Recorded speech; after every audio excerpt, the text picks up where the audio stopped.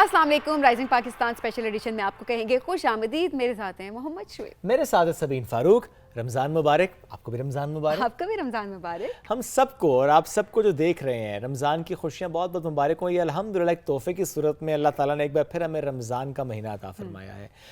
हमारी दुआ भी यही है और हमारी कोशिश भी यही है कि हम इस महीने की जो बाबरकत सातें हैं उनको मैक्सिमम यूटिलाइज़ कर सकें। जो पोटेंशियल ऑफ रमज़ान है उसको हम वाकई यूटिलाइज़ कर पाएँ, यही हमारी कोशिश होनी चाहिए। सो दिस रमज़ान एक नए स्लॉट पर राइजिंग पाकिस्तान के स्पेशल एडिशन में मैं और सबीन आपके साथ मौजूद होंगे और कुछ डिफरेंट सेगमेंट्स भी हम लेकर आए हैं आपके लिए। इसमें बच्चों से मुताल्लिक़ थोड़ी ज़्यादा बात होगी और कैसे बच्चों के अंदाज़ में बच्चों से बात करना ये कितना इंपॉर्टेंट होता है। इसके साथ साथ जब हम बात करते हैं कि मुख्तलिफ़ डोमेन में काम करने वाले लोग, उनका रमज़ान का मामला किस तरह से आगे बढ़ रहा है, वो किस तरह से रमज़ान को लेकर आगे चलते हैं, हम उस पर भी बात करेंगे। बचपन का रमज़ान यानी बच्चों का रमज़ान और आज का रमज़ान, उसमें क्या क्या डिफरेंस है। पाकिस्तान का रमज़ान और बाकी दुनिया का रमज़ान, क्या सिमिलैरिटीज़ हैं और क्या डिफरेंसेस हैं। पाकिस्तान का दस्तरखान और किसी और इस्लामी मुल्क का दस्तरखान, वहाँ पर क्या चीज़ सिमिलर है। आई एम श्योर पकोड़े कहीं ना कहीं तो और होंगे क्योंकि इस पर बात ज़्यादा होती आई है कि कल्चर जो है ऑब्वियसली वो देखा जाए तो ज़ाहिर डिफरेंट ज़रूर होता है, लेकिन कोई ना कोई ऐसी चीज़ है जो कि हम तमाम इस्लामिक जो ममालिक हैं उनको आपस में कनेक्ट करती है। वो लोग हो सकते हैं, वो खाने हो सकते हैं, वो वहाँ के कल्चर की कुछ चीज़ें हो सकती हैं, रहन सहन हो सकता है, ख़यालात हो सकते हैं। तो कहीं ना कहीं हम तमाम मुसलमान जितने भी इस्लामिक ममालिक हैं हम सब एक दूसरे से कनेक्ट कर रहे होते हैं। रमज़ान एक ऐसा महीना होता है जिसमें तमाम मुसलमान इबादत कर रहे होते हैं और यकीनन जो है हम सब इस रमज़ान की साथें इसकी बरकतें समेटने की पूरी कोशिश करेंगे। आप लोगों के लिए भी ज़ाहिर है ये बहुत सारी दुआएं। At the same time Shoaib कुछ सरप्राइजेज हैं हमारे पास। बिल्कुल ऐसे हैं और बाय द टाइम हम सरप्राइजेज रिवील करेंगे। आप पहले भी खैर कनेक्टेड है हमारे साथ, आप ज़्यादा कनेक्ट हो जाएंगे राइजिंग पाकिस्तान क्योंकि के साथ। जो लोग हमारा साथ देने वाले हैं इस पूरी रमज़ान हमारी जो स्पेशल एडिशन है राइजिंग पाकिस्तान का, वो आप सबके लिए बहुत स्पेशल है और बहुत सारी मोहब्बतें, बहुत सारा प्यार आपने उन तमाम लोगों को दिया है और उन्हीं को यहाँ पर हम बुलाने की कोशिश करेंगे ताकि हम सब मिलकर कनेक्ट कर सकें, एक दूसरे से सीख सकें। एब्सोल्युटली, सीखने सिखाने का अमल है वैसे भी जारी रहता है और रमज़ान में ज़रा इसका एक अलग सा माहौल होता है। तो अच्छी अच्छी बातें सीखना, अच्छी अच्छी बातें आगे पहुंचाना, अच्छे अच्छे अमाल करना, ये हम सबकी कोशिश रिवील करें। I think not now may be, but हम टीजर दे सकते हैं कि पाकिस्तान के सबसे ज़्यादा फॉलो किए जाने वाले यूट्यूबर हमारे साथ इस स्पेशल एडिशन में डेली बेसिस पर हिस्सा होंगे विद फैमिली। समझ गए सब, लेकिन हम बताएंगे नहीं। उसके लिए आपको देखना पड़ेगा राइजिंग पाकिस्तान स्पेशल एडिशन। और इसके अलावा एक और मेहमान जो कि डेली बेसिस हमारे साथ होगा अपने एक ही ड्रा में से, उसने जिस तरह से आप सबके दिलों में जगह बनाई तो वो भी हमारे दरमियान मौजूद होगा और डेली बेसिस पे हम उससे भी गपशप लगाएंगे और वो बच्चों से गपशप लगाएगा। तो देखते हैं कि हमारे के कौन से मेहमान हैं जिनसे मुताल्लिक़ मैंने आपको टीज़र दिया है। तो ये स्पेशल एडिशन होने लगा है बहुत ख़ास। वी आर वेरी एक्साइटेड कि अभी जब ब्रेक से हम वापस आएंगे तो हमारे मेहमान साथ में ज्वाइन कर चुके होंगे। आई एम श्योर कि आप भी बहुत एक्साइटेड होंगे। तो छोटी सी ब्रेक लेते हैं, वापस आएंगे इस रमज़ान के स्पेशल एडिशन में राइजिंग पाकिस्तान के। Stay with us.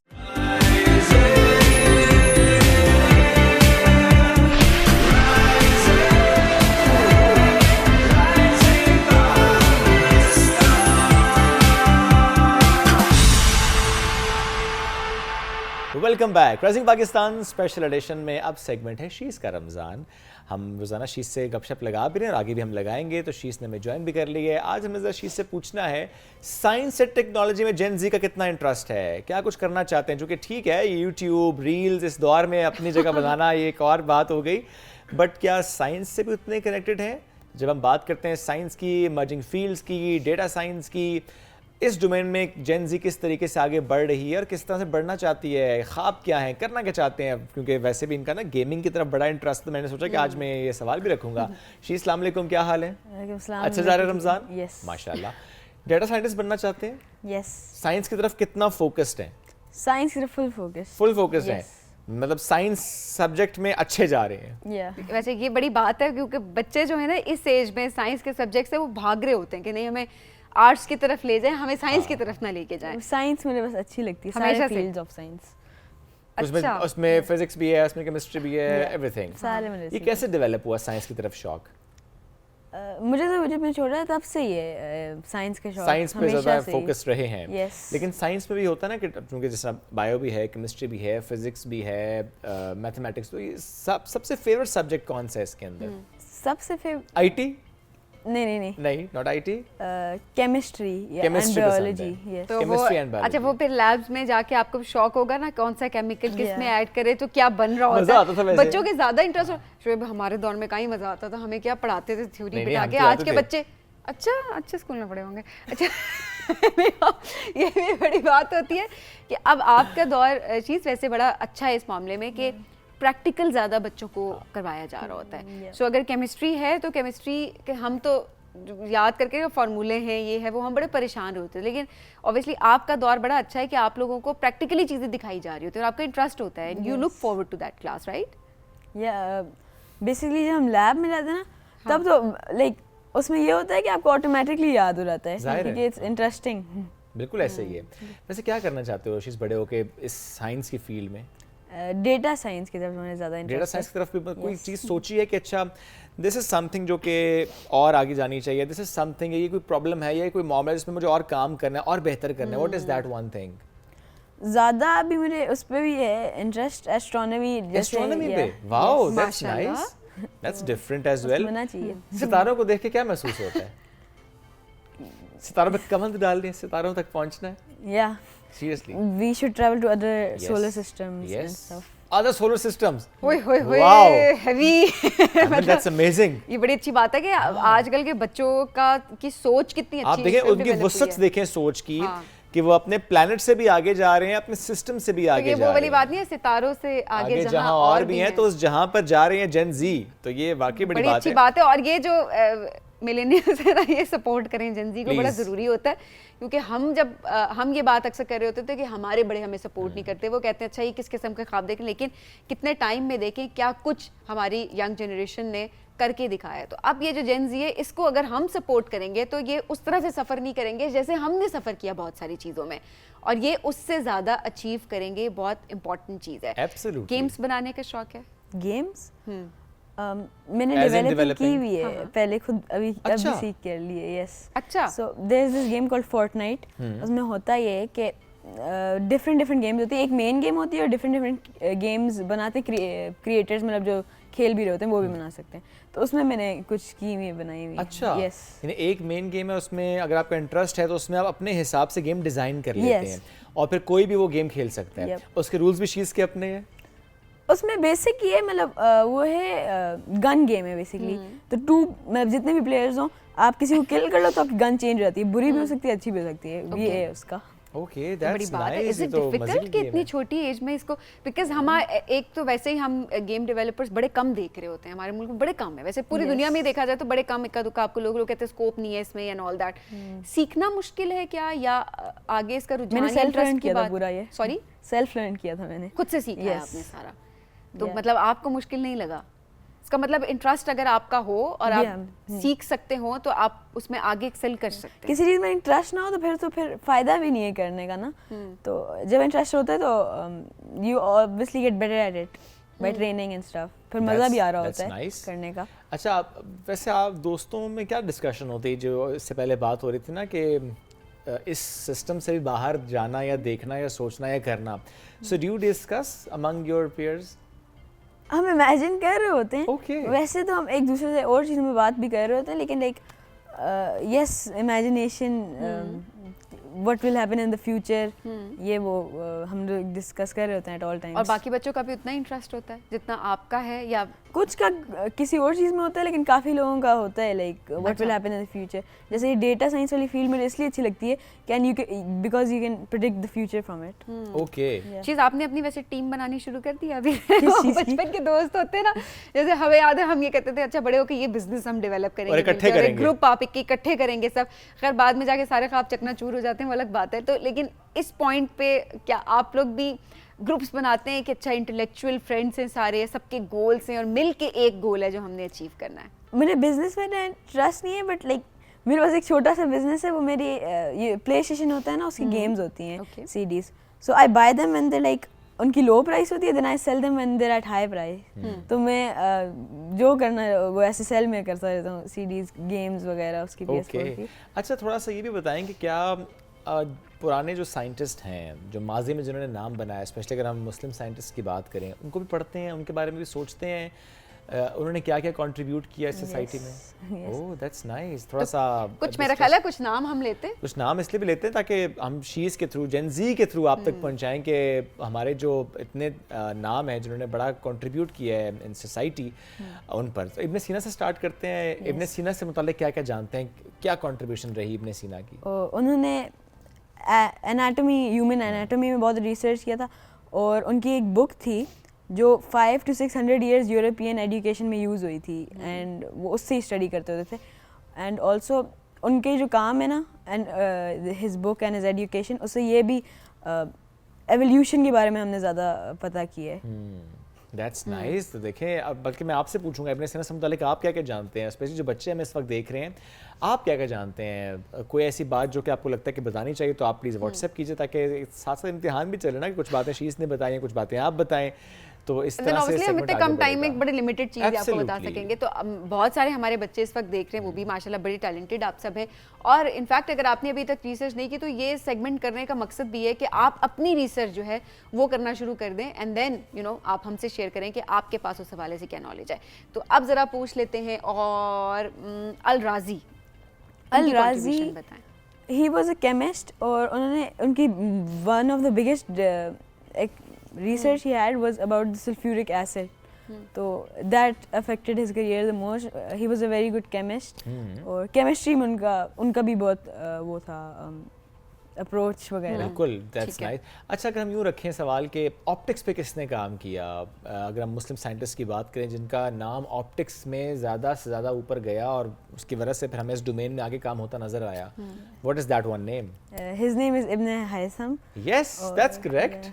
Wow. He developed the camera, the first camera, which is now in our mobile phones and we Yes. use for every day. उस टाइम तो resources भी नहीं होते थे, तो उस टाइम पे डेवलप करना तो बहुत बड़ी बात है, और है भी बहुत पुरानी बात ये। And he also researched on the prism, the rainbow colors of and why the sky changes color and stuff like that. And optics.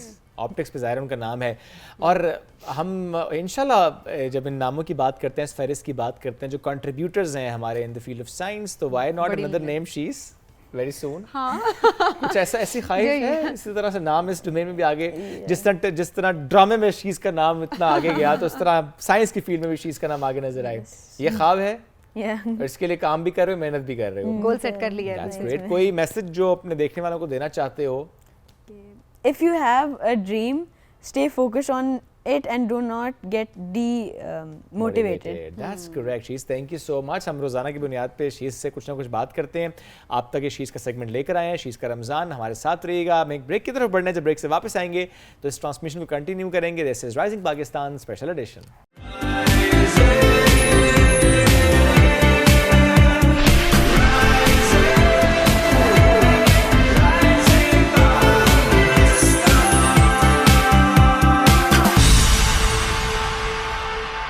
Welcome back. Rising Pakistan special edition में कहते हैं खुश आमदीद। एनर्जी डाउन लग रही है, कभी कभी एनर्जी डाउन लगती भी है। अच्छा, रमज़ान के पर्सपेक्टिव से देखें तो अक्सर ये गिला हो रहा होता है, अच्छा इस घंटे में हमें लगता है कि ज़्यादा एनर्जी डाउन होती है। समटाइम्स जो एक्सरसाइज कर रहे होते हैं हम कहते नहीं, अब हमने अपनी रूटीन चेंज कर दिया, अब इस वक्त हम एक्सरसाइज नहीं करते, अब हमने अपना टाइम चेंज कर दिया। बड़ी कंफ्यूजन से चल रही होती है शुएब थ्रू आउट के आप पूरे दिन को मैनेज कैसे करें, जब स्पेशली अगर आप अपनी माइंड के आप अपनी बॉडी के साथ कनेक्टेड नहीं है। इसमें चीज़ और भी है ना सबीन, आपकी नींद भी उस तरीके से पूरी नहीं हो रही होती है, आप पैचेस में सो रहे होते हैं। आप फॉर एग्जांपल आप रात में सोएं थोड़ा सा लेट, अगर आप सोए हैं फिर आप जरा सहरी वक्त उठे हैं, फिर आपको नमाज पढ़ने को वैसे ही उस तरह नींद नहीं आ रही, एक ब्रेक आ चुका होता है, एंड देन जब आप सोते हैं तो ऑफिस जाने का टाइम हो जाता है या स्कूल जाने का टाइम हो जाता है। अच्छा, उसके बाद दोपहर में तो समटाइम्स आपके पास ऑप्शन भी नहीं होती, आप सोएं। अगर ऑप्शन है तो वेल एंड गुड, वो ज़रा टाइम बेहतर होता है, उस वक्त एनर्जी लेवल्स वैसे ही डाउन होते हैं। अच्छा, कैसे इस रूटीन को मैनेज किया जाए, और जो एक्सरसाइज का वक्त है वो कौन सा बेहतर है? क्या वो बिल्कुल अफ्तारी से पहले का वक्त है जिस वक्त ऑलरेडी एनर्जी डाउन होती है, बट जो वेट लॉस गोल पे होता है उनको शायद वही टाइम सूटेबल लग रहा होता है? सो आज हम इस मौजूद पर गुफ्तगू करेंगे। न्यूट्रिशनिस्ट एंड फिटनेस कोच है मारिया खान, हमें ज्वाइन कर चुके हैं। अस्सलाम वालेकुम जी, कैसी हैं आप? वालेकुम अस्सलाम, thank you so much for having me here. कैसे हैं आप लोग? अल्हम्दुलिल्लाह बिल्कुल ठीक ठाक। आपने रूटीन चेंज की, रमज़ान में चेंज करते हैं रूटीन या कि नहीं? रमज़ान में फिटनेस के से पहले तो सवाल ये रोज़े रखने क्यों हैं, पहले तो इस पे आ जाते हैं ना, ओके राइट। फर्ज है जी, फ़र्ज़ रखने है, हैं। सिर्फ फ़र्ज़ के लिए कर रहे हैं, तो थोड़ा सा अगर हम इसके बैक में जाएं तो ठीक है, फ़र्ज़ हैं जी, रखने हैं हमने, मगर ये समझना ज़रूरी है कि फ़र्ज़ क्यों हुए हैं ठीक है। हमारे रिलीजन में, कि फ़र्ज़ हुए तो वो कहता है कि यार आप पे फ़र्ज़ इसलिए हुए हैं, आपसे पहले भी कौमों के ऊपर फ़र्ज़ हुए हैं, तो ये हर रिलीजन में है, हिंदुइज़्म से लेके बुद्धिज़्म से लेके, तो इसका मेन पर्पस है कि हम अपनी सोल को पहले तो रिवाइव करें। ये समझ लेंगे तो फिर बाकी सफ़र अच्छा होगा। सही बात। साइकोलॉजिकल फिटनेस होगी तो वेट लॉस होगा, साइकोलॉजिकल फिटनेस नहीं है तो वेट लॉस भी नहीं होने लगा। कॉर्टिसोल आपके जिस्म में हाई है तो कुछ भी नहीं होने लगा फिर। वो तो मेरे ख्याल है सबका ही हाई होता है कोई जाके टेस्ट कराए उसका, स्पेशली खवातीन का तो हर वक्त ही हाई होता है। एग्जैक्टली, तो मर्दों की वजह से अच्छा, क्या पता मर्दों किसी की वजह से। खातून का, बच्चों किसी की वजह से खातून भी ना की शोएब, बच्चों की वजह से। अच्छा। Yes, there could be many reasons. तो ये समझ लें अगर हम कि इसका मकसद है कि मैं अपनी बॉडी को रीसेट करूं, फर्स्ट मकसद ये है बॉडी को रीसेट किया जाए, माइंड को रीसेट किया जाए और सोल को रीसेट किया जाए, तो बड़ा ज़बरदस्त ट्रांसफॉर्मेटिव पीरियड है 30 दिनों का।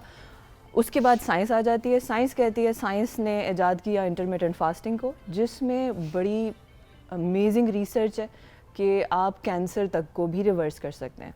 So now having said that, एक तो हुक्म आ गया खालिक की तरफ से, एक साइंस भी इसको बैक करती है, तो अब इसको अगर हम सही तरीके से इसको लेकर चलें तो आप इस 30 दिन में अपने 3 मंथ्स के गोल्स अचीव कर सकते हैं। अच्छा, अब ज़रा ये बात करते हैं कि कुछ लोग ये कह रहे होते हैं, कुछ क्या सारे ये कह रहे होते हैं कि हमारी ज़ोहर के बाद या हमारी असर के टाइम पर एनर्जी रोज़े की हालत में लो होना शुरू हो जाती है।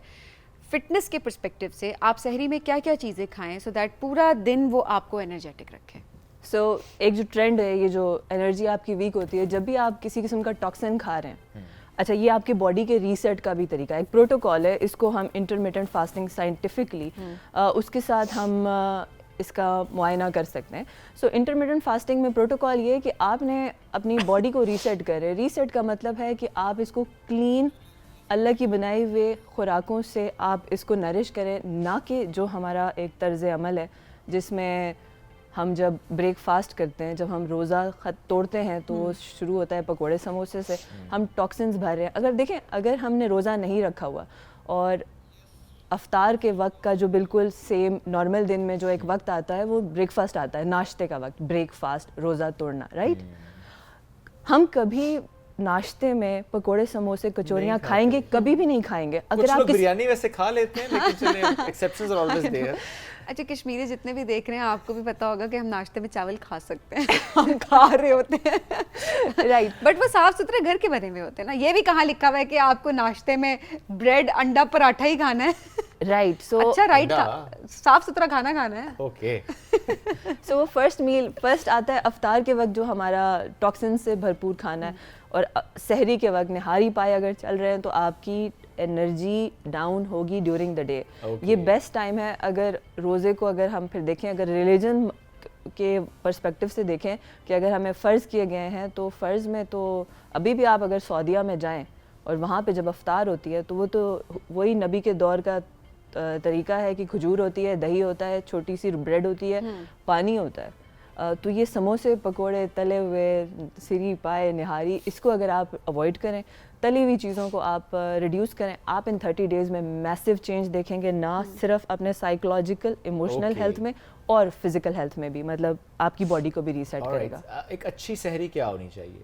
अच्छी सहरी में देखें, दही उस वक्त लाजमी ऐड करें, रोटी ऐड करें, सालन ऐड करें, सालन आप खा सकते हैं, मसाले कम डालें उस सालन में, कम तेल का इस्तेमाल करें, 1 tablespoon olive oil, coconut oil, देसी घी या मस्टर्ड ऑयल, मगर वो 1 टेबलस्पून हो। अगर आपने फाका लाना है ना, कहत लाना है, तो वो आपने तेल के इस्तेमाल पे लाना है। एक्सरसाइज किस टाइम पर किया जाए रोजे की हालत में? अब ये दोनों के लिए बता दें, एक वेट मैनेजमेंट के लिए और एक वेट लॉस के लिए। जो फर्स्ट बेस्ट वक्त है अफ्तारी के बाद आप करें। अफ्तारी में आप 2-3 खजूरें ले लें, पानी ले लें, एक फ्रूट सैलड, बड़ा सा फ्रूट सैलड आप ऐड करें, नमाज़ पढ़ें, और उसके आधे घंटे बाद, फ्रूट एक ऐसी चीज़ है ना, बड़ा जितना बड़ा भी आप बाउल लेंगे, बस 20 मिनट के अंदर वो आपके मैदे से निकल कर आपके इंटेस्टाइन में चला जाता है और वो एब्जॉर्ब हो जाता है, जोद हजम में क्विकली एब्जॉर्ब होता है।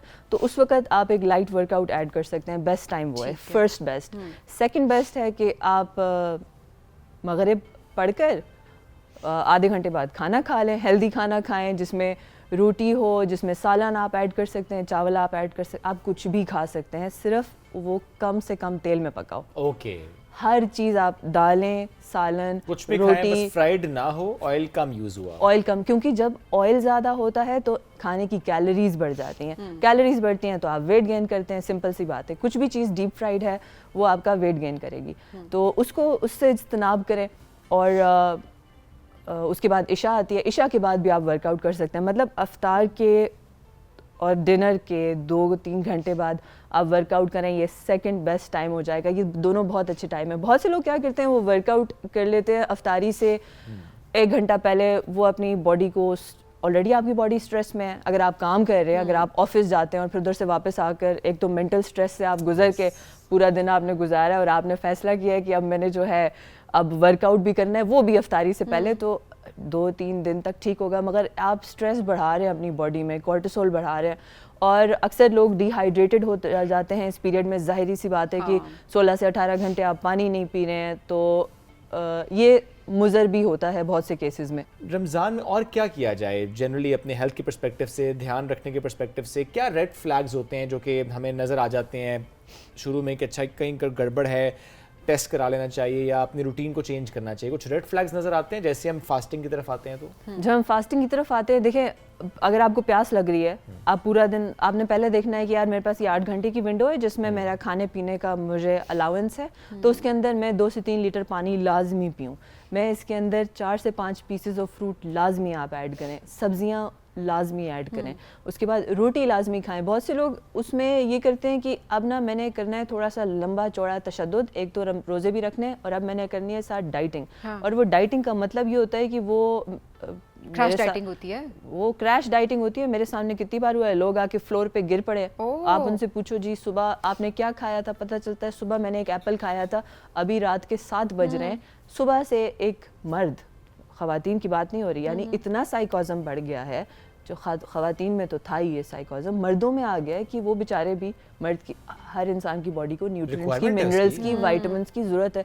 आप सुबह 8 बजे से आप एक सेब पे चल रहे हैं, रात के 7 बज गए, कोलैप्स करेंगे, आप गिरेंगे फ्लोर पे। इस बॉडी को पेट्रोल ही नहीं डाला उसके अंदर, आपने फ्यूल ही नहीं ऐड किया। तो प्लीज़ सबसे जो बड़ी जो बात होती है, अगर आप फाके पे जा रहे हैं, फाका करने से आपको कुछ नहीं मिलेगा। अगर आपने फाका लाना ही है, आपने तेल के इस्तेमाल पे फाका लाना है, आपने कंजूसी करनी है, आपने कहत लाना है तेल के ऊपर और चीनी के ऊपर। अनहेल्दी। मारे thank you so much for joining us today, it was nice having you. अल्लाह करे हम इस सारी बातों को वाकई अमल भी करें उस पर, ताकि हम जो एक कहते हैं ना कि रमज़ान का फ़ायदा, रोज़े का फ़ायदा हमारी बॉडी पे भी, हमारी सोल पे भी, साइकोलॉजिकली भी, हर चीज़ पे तो नज़र भी आ सके। ब्रेक की तरफ बढ़ेंगे, ब्रेक से वापस आएंगे, रहिए हमारे साथ। This is rising Pakistan special addition.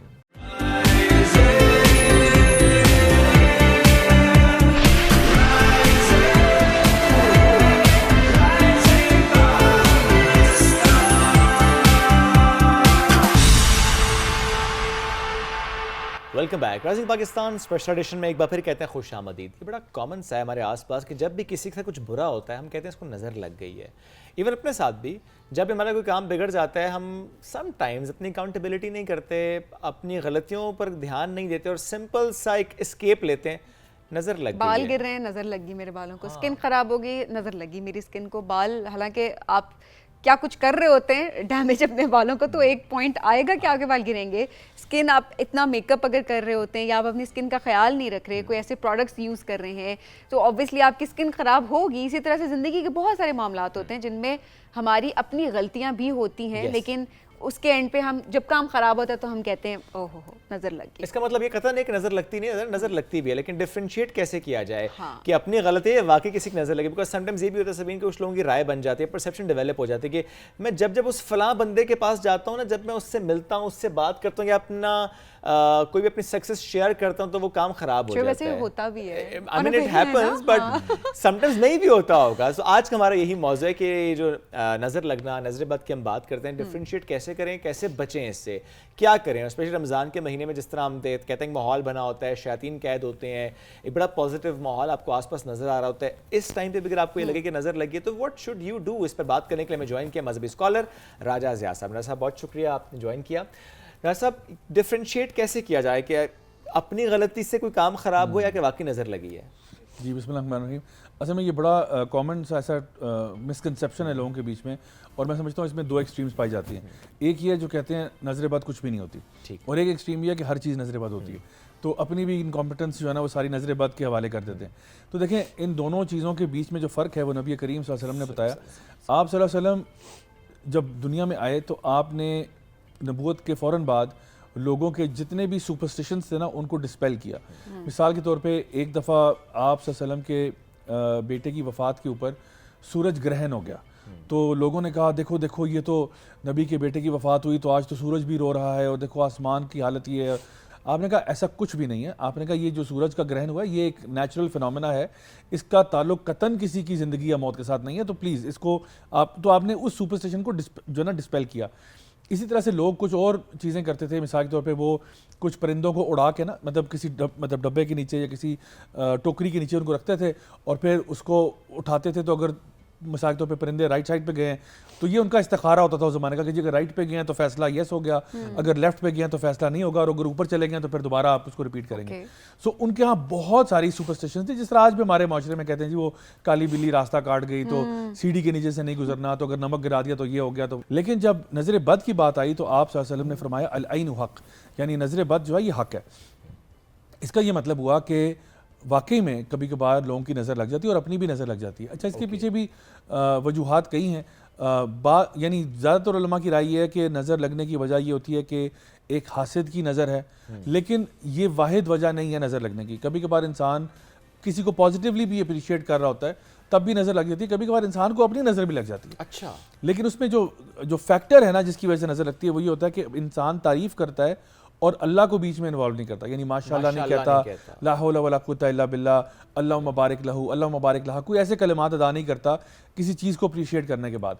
तो इसके बारे में जो सही हदीस मौजूद है वो ये कि एक सहाबी, एक्चुअली कई सहाबा थे, वो ऐसे पानी के किनारे पे कुछ अपने कपड़े वगैरह धो रहे थे, कुछ जो है वो पानी में नहा रहे थे। तो एक सहाबी जो नहा रहे थे उनकी कमीज़ उन्होंने उतारी हुई थी और ज़ाहिर बात है जब अपना जो है ना अपने आप को बेद कर रहे थे तो एक और सहाबी वहाँ से गुजरे और उन्होंने उनके जिस्म को देखा तो उसकी तारीफ़ की क्योंकि माशाल्लाह वेल बिल्ड थे, और तो उन्होंने कहा कि क्या जिस्म है और क्या स्किन है इस बंदे की। अब उन्होंने सिर्फ वाह वाह कह के बस ये कह दिया, वो सहाबी धड़ाम से पानी में गिर गए और बाकी साहबा फ़ौरन से दौड़े, उनको वहाँ से उठाया, वो बेहोश हो चुके थे, उठाया बाहर निकाला, नबी करीम सल्लल्लाहु अलैहि वसल्लम की खिदमत में पेश किया। तो आपने फरमाया किसने अपने भाई को कत्ल करने की कोशिश की? तो साहबा ने कहा या रसूलल्लाह किसी ने कत्ल करने की कोशिश नहीं की, ये बस नहा रहे थे और एक साहबी आए आखिरी दफ़ा। बात बस ये हुई है कि उन्होंने तारीफ़ कर दी कि कितना खूबसूरत जिस्म है इसका और कितनी खूबसूरत इसकी जो ना वो है स्किन है, तो बस ये बात हुई है। तो फिर उन्होंने कहा कि उसको मेरे पास बुलाओ। जब वो आए साहबी तो उन्होंने कहा कि क्यों अपने भाई को मारना चाहते हो? उन्होंने कहा कि या रसूलल्लाह मैंने तो मारने की कोशिश ही नहीं की, मैंने तो तारीफ़ की है। आपने कहा क्या तुम जब तारीफ़ कर रहे थे तुम साथ ये नहीं कह सकते थे कि माशाअल्लाह ला कुव्वता इल्ला बिल्लाह या अल्लाहुम्मा बारिक लहू, यानी अल्लाह ताला बरकत फरमाए इसके इस हुस्न में, इसके जमाल में, यानी कोई ऐसी दुआ नहीं कर सकते थे? फिर आपने फरमाया कि तुम जाओ और जाके वज़ू करके आओ, यानी वज़ू और गुस्ल का पानी लाओ। वो पानी लेके आ गया, वो जो सहाबी बेहोश हो चुके थे उनके सर के ऊपर से उसको ढेला गया तो वो एकदम से यानी उनको होश आ गया और वो बिल्कुल सेहतयाब हो गए।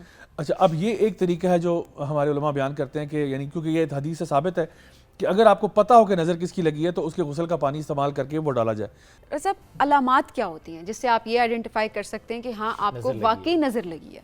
अच्छा, नज़र लगना जो है ना ये एक बहुत ही इसके पीछे कॉज नज़र नहीं आ रहा होता सबसे पहली बात, और ये स्पॉन्टेनियसली हो जाता है अचानक से। आप माशाल्लाह आपका ग्राफ बड़ा सही जा रहा था, चाहे काम में हो, काम में आप बिल्कुल स्मूथ जा रहे हैं, you seem like the poster child for any particular thing right, और एकदम से आपका ग्राफ गिर जाता है, कोई वजह समझ में नहीं आ रही। अच्छा, इसी तरह से कोई बंदा बिजनेस उसका बड़ा ज़बरदस्त जा रहा है, मार्केट भी ठीक है, हालात भी ठीक है, ये भी नहीं कि आप कहें कि जी मार्केट में सारों को नुकसान हो रहा है तो उसको भी हो गया, अचानक से कुछ होता है तो बंदे का बिजनेस सब कुछ ठप। अच्छा, इसी तरह से कोई भी फैक्टर जो अचानक से होता है, जिस तरह ये सहाबी की आपको मैंने मिसाल बताई ना, नहाते नहाते कलैप्स करके, बिल्कुल इसी तरह से मदीना यूनिवर्सिटी के एक शेख हैं, वो मदीना यूनिवर्सिटी में मस्जिद नबवी में एक खास कॉर्नर में क्लास लेते थे। अच्छा, हुआ क्या कि उनके सारे तलबा भी मौजूद थे, और अगर आप वहाँ पे आपका जो है ना मतलब आप वहाँ पे आप लोग गए हो तो हम देखा होगा अक्सर मशाइख के वहाँ और भी लोग आके बैठ जाते हैं, तो वो अपना दर्स दे रहे होते हैं। अच्छा, उन्होंने एक स्टूडेंट को कहा कि तुम हदीस की क्लास थी, उन्होंने कहा कि हदीस सुनाओ। अच्छा, अब वो स्टूडेंट, इनकी आखिरी क्लास थी, उसने माशाल्लाह वो स्टूडेंट इतना लायक था, उसने पूरी लंबी सी हदीस थी, उसने पूरी इसनाद के साथ जो है ना काला फलान इबन फलान फ्रॉम फलान इबन फलान करते करते पूरी हदीस वर्ड फॉर वर्ड सुनाई, और सारे हैरान रह गए कि इस बैक टू बैक इसने हदीसें सुनाई हैं और एक भी गलती नहीं हुई। जैसे ही उसने ख़त्म किया, ओ कमा काला सल्लल्लाहु अलैहि वसल्लम, वो कोलैप्स करके गिर गया। शेख साहब ने एकदम से, वो जो गार्ड्स खड़े थे ना, उनको कहा ये सारे दरवाजे बंद कर दो। दरवाजे बंद किए और कहा जितने लोग यहाँ मौजूद हैं सब इस वक्त जाएं, वुजू करें और पानी एक ही बाल्टी में ना थोड़ा थोड़ा पानी अपना डाल के लें सारे, क्योंकि उनको पता नहीं था नजर किसकी लगी है। सबका पानी आया, उस बच्चे के ऊपर डाला गया, वो एकदम से सेहतियाब हो गया। अच्छा, अब मैं आता हूँ, ये तो मैं कह रहा हूँ कि जब अगर आपको पता हो ना कि इन लोगों की नज़र लगी है तो उनका पानी इस्तेमाल करना चाहिए। और हदीस में आता है कि अगर कोई शख्स आपसे आपके वुजू का पानी मांगे तो आपको इसमें ऑफेंड होने की जरूरत नहीं, आप इसमें माइंड ना करें, उसको दे दें बल्कि। और ये ना कि नहीं क्यों तुम्हें क्या लगता है मेरी नज़र लगी है, मैं तुम्हें ये लगता हूँ, वो नहीं, ऐसी बात नहीं है। क्योंकि मैंने कहा कि ज़रूरी नहीं है नज़र के पीछे हसद, ज़रूरी नहीं है, ठीक है। अच्छा, अब ये कि हमें बचने के लिए क्या कहा गया है, एक तो है कि कुछ अज़कार हैं, कुछ दुआएं हैं जो हमें पढ़नी चाहिए हर वक्त, सुबह दोपहर शाम। औज़ु बिकलिमातिल्लाहि ताम्मा मिन कुल्लि शैतानिन व हाम्मा व मिन कुल्लि ऐनिन लाम्मा, कि हम अल्लाह ताला की पनाह में आते हैं शैतान के शर से और हर बुरी नज़र से। अच्छा, इसके अलावा नबी करीम सल्लल्लाहु अलैहि वसल्लम की एक मुस्तकिल सुन्नत थी कि आप अपने हाथों के ऊपर सूरह इखलास, सूरह फलक और नास पढ़ते, उनको ब्लो करते ऐसे करके और अपने पूरे जिस्म पर हाथ मलते। एक दफ़ा करते, फिर 2 दफ़ा करते, फिर 3 दफ़ा करते। अच्छा, फिर रात को आयतुल कुर्सी पढ़ना, दीगर अज़कार करना, घर से निकलने से पहले आप पढ़ने बिस्मिल्लाहि तवक्कलतु अल्लाहि ला हौला वला कुव्वता इल्ला बिल्लाह। हदीस में आता है जो बंदा ये दुआ पढ़ के निकलता है, शैतान उस दिन उसको कुछ नहीं कह सकता। अच्छा, हम रसब अक्सर लोग ये कंप्लेन भी कर रहे होते हैं कि कोई किसी ऐसे एक शख्स से मिलते हैं किसी ऐसी महफिल में, वहाँ से एकदम बैठे बैठे उनका सर भारी होना शुरू हो जाता है, आंखों से पानी आना शुरू हो जाए, या कुछ लोग ये कहते हैं कि उनके शोल्डर्स बहुत भारी हैवी हो जाते हैं उस महफिल से निकलने के बाद या किसी फलाने शख्स से मिलने के बाद अचानक से। क्या ये भी नज़र की अलामत होती है कि आपको नज़र हो सकती है? असल में साहबा के यहाँ ये बात, और इवन ताबीन तबा ताबीन में भी ये बात थी कि कभी कभार कोई ऐसा शख्स होता जो कि नोन था किसकी नज़र लगती है तो वो उसको बकायदा कैद कर देते होते थे। अच्छा, यानी अब इमेजिन करें कि एक बंदा जेल में गया इसलिए क्योंकि इसकी नज़र लगती है, तो यानी कभी क्योंकि अब वो बंदा यानी कंट्रोल नहीं हो पा रहा ना, वो जिसको भी देखता है अब वो पता नहीं क्यों दुआ नहीं कर रहा या क्या मामला चल रहे हैं उसके, तो बहरहाल वो उसको कभी कभार एज अ पनिशमेंट के तौर पर उसको बंद भी कर देते थे। तो अगर आपको लगता हो, मैं इसके बारे में, अब जारी बात है बदगुमानी वाला भी एक आता है, there is a fine line between what is real and जहाँ बदगुमानी की बात आती है। अगर आपको लगता है बार बार मुशाहिदे में चीज़ आ रही है कि एक बंदे की कंपनी में आपके ऊपर नेगेटिव असरात हो रहे हैं, तो कोशिश करें कि ज़रा दूर दूर से सलाम दुआ रखें, करीब का मामला ना करें। उसे कि ज़रा माशाल्लाह बोल दिया करो। हाँ, यहाँ वो कहेंगे, वो फिर ऑफेंड हो जाएंगे, फिर आपसे वो फिर लड़ाई कर देंगे कि आपको क्या लगता है मैं नहीं कहता। तारीफ करें, मैं तो आगे से कहता हूँ, तारीफ करें, मैं कहता हूँ माशाल्लाह बोलो, सिंपल सी बात है, तारीफ किए माशाल्लाह बोलो। आप बहुत अच्छे हैं, आप बहुत अच्छे हैं, माशाल्लाह बोलो। माशाल्लाह माशाल्लाह, कितना आसान था, देखें कितनी आसान सी बात है एक माशाल्लाह साथ लगाना। और कुछ दुआएं जो आपने बताई हैं, इवन सोशल में पोस्ट करते हुए भी आप लिख देना से माशाल्लाह, कोई मसला नहीं है। सक्सेस शेयर करनी चाहिए, क्योंकि हम अक्सर ये बात करते हैं, हमारे बड़े कहते हैं ये पोस्ट ना करो, ये बात ना करो, ये किसी को ना बताना, नज़र लग जाएगी। कोई भी सक्सेस, कोई भी प्लानिंग हो रही है तो आप कहते हैं ना बताना किसी को। असल में जो नबवी तरीका है ना वो ये है कि आप जब सक्सेस की तरफ जा रहे होते हैं ना, don't share it with anyone. Okay, जब आप किसी चीज़ को प्लान कर रहे हैं, एग्जीक्यूट कर रहे हैं, किसी को ना बताएं, फिर खामखा नज़र लगती है। जब चीज़ हो जाए और मामला हो गया, फिर आप लोगों को जारी बात है पता लग ही जाएगा। आपने फॉर एग्जांपल एक रेस्टोरेंट खोलने लगे थे, जब आप प्लानिंग और प्रोसेसिंग फेज में थे, आपने नहीं बताया, अब लॉन्च हो गया, अब जारी बात है आपका बिजनेस है ना, आपने बताना तो है, मजबूरी तो करानी है, जाहिर है, तो वो फिर पता लग जाएगा। लाइकवाइज आपको किसी भी फील्ड में है, जब आप बिल्डिंग कर रहे होते हैं ना उस टाइम पे जरा खामोश रहें तो बेहतर है, क्योंकि उस टाइम पे सबसे ज़्यादा लोग हसद करने वाले भी होते हैं, उस टाइम पे लोग ऐसे होते हैं जो आपके वेल विशेस नहीं भी होते, और बेहतर होता है कि एक मोमेंट अपनी सक्सेस जो है वो लास्ट मोमेंट पर रिवील करे, बजाय के शुरू से ही वो बात करें। और इवन ये राज साहब रिश्तों के मामले में भी लोग ये राय रखते हैं कि नहीं, जब तक हो ना जाए, मतलब मंगनी या निकाह करके अनाउंस करेंगे फैमिली में, बस सिर्फ गिने चुने लोगों को बताते हैं कि नजर ना लग जाए। ठीक, बिल्कुल सही है, सही करते हैं, बिल्कुल सही, क्योंकि रुकावटें आ रही होती हैं। और कोई अगर ऑफेंड हो इस मामले पे तो उसका क्या किया जाएगा? हमें सन्नू नहीं बुलाया, सन्नू दसिया ही नहीं। मैं आपको बताऊं इसकी बहुत बड़ी चीज़। जी जी, अब्दुर्रहमान इब्न औफ बहुत बड़े सहाबी रसूल हैं, और ये वो हैं जो अशरा मुबशरा में भी हैं, और वो हैं जो बहुत मालदार भी थे। मक्का से मदीना हिजरत कर आए तो सारा माल छोड़ गए, और इनको कहा जाता था the man with the golden touch, यानी जिस चीज़ को हाथ लगाते सोना बन जाती है। इतनी बिजनेस एक्यूमेंट था कि जिसमें ट्रेड करेंगे ना वही स्टॉक उठ जाएगा, यानी इतना उनको पता था कि मार्केट में कौन सी चीज़ चलने वाली है। तो अल्हम्दुलिल्लाह उन्होंने बहुत कमाया और वो अल्लाह की राह में भी बहुत लगाया। अब वो मदीना आते हैं तो एक दफ़ा नबी करीम सल्लल्लाहु अलैहि वसल्लम अभी आए थे, मदीना में कुछ ही दिन हुए थे, तो वहाँ से गुजरे तो नबी करीम सल्लल्लाहु अलैहि वसल्लम ने देखा कि इनके चेहरे पे ना एक वो येलो सा पाउडर लगा हुआ है जो आमतौर पर ख़वातीन मेकअप में इस्तेमाल करती थी। तो उन्होंने कहा अब्दुर्रहमान ये क्या है? तो उन्होंने कहा ओ या रसूलल्लाह मेरी शादी हुई है कल। तो आपने कहा कि अच्छा शादी हो गई, तुमने हक महर क्या दिया? क्योंकि जाहिर बात है मक्का से तो बिल्कुल खाली आता है। उन्होंने कहा या रसूलल्लाह मैं जो है ना मार्केट में गया, मैंने सोने में हक महर दिया, मतलब मैं गया, मैंने बिजनेस किया, फ़ौरन पैसे कमाए, मैंने सोने में हक महर दिया। तो आपने उनको दुआएं दी कि अल्लाह तुम्हें इसके अंदर मजीद बरकत दे और कामयाबियाँ दे। अब्दुर्रहमान इब्न औफ हैं और किसको नहीं इन्वाइट किया? नबी करीम सल्लल्लाहु अलैहि वसल्लम को। मुझे बताएं नबी करीम सल्लल्लाहु अलैहि वसल्लम उनके उस्ताद, उनके मेंटोर, उनके टीचर, उनके रोल मॉडल, उनके इंस्पिरेशन, लेकिन उनको भी नहीं बुलाया कि भाई शादी है, मैं शादी करनी है, इसमें क्या? अब यहाँ देखें शादी इस्लाम में बहुत आसान चीज़ है। हम अभी कहते हैं ना अभी शादी करनी है तो पहले मैं ये इनकी गेस्ट लिस्ट है, ये हमारी गेस्ट लिस्ट है, अभी ये VIP अवेलेबल नहीं है, अभी वो अवेलेबल नहीं है, नहीं बेटा अभी अगस्त में नहीं कर सकते क्योंकि उनको छुट्टियां नहीं हो रही, वो दिसंबर में जाएंगे। ये तो इतना तकल्लुफ तो था ही नहीं कभी। यानी जो अल्लाह के नबी को नहीं बुला रहे वो कह रहे शादी कर ले, और नबी ने भी माइंड तो नहीं किया कि भाई मुझे क्यों नहीं बुलाया आपने, आपको चाहिए था, मुझसे निकाह पढ़वाते, कुछ भी नहीं, कुछ भी नहीं। It was so normal. It was very normal. तो ये नॉर्मल हमें भी करना चाहिए। अगर किसी को नहीं बुलाया तो क्या फर्क पड़ता है? हमें बुलाने की तो बात ही नहीं, बताया नहीं, भाई खामोशी से हम एक चीज कर रहे हैं। अक्सर औकात खवातीन अपनी प्रेगनेंसी का नहीं बताती या शादी का नहीं बताती, वो बहुत लेट टर्म है, जब ऑब्वियस हो चुकी होती है बात तब बताती हैं। And it's absolutely fine. और आई थिंक ये चीज़ अच्छी भी बहुत होती है क्योंकि वाकई आपको नहीं पता कि किसकी नज़र आपको किस टाइम पे लग नॉट जाए। Just fine, I recommend it. मैं कहता हूँ रिकमेंड कर रहा हूँ आपको कि ऐसा बिल्कुल ना करें कि आप लोगों तक फॉर एकदम से बहुत डंडोरे पीट दें।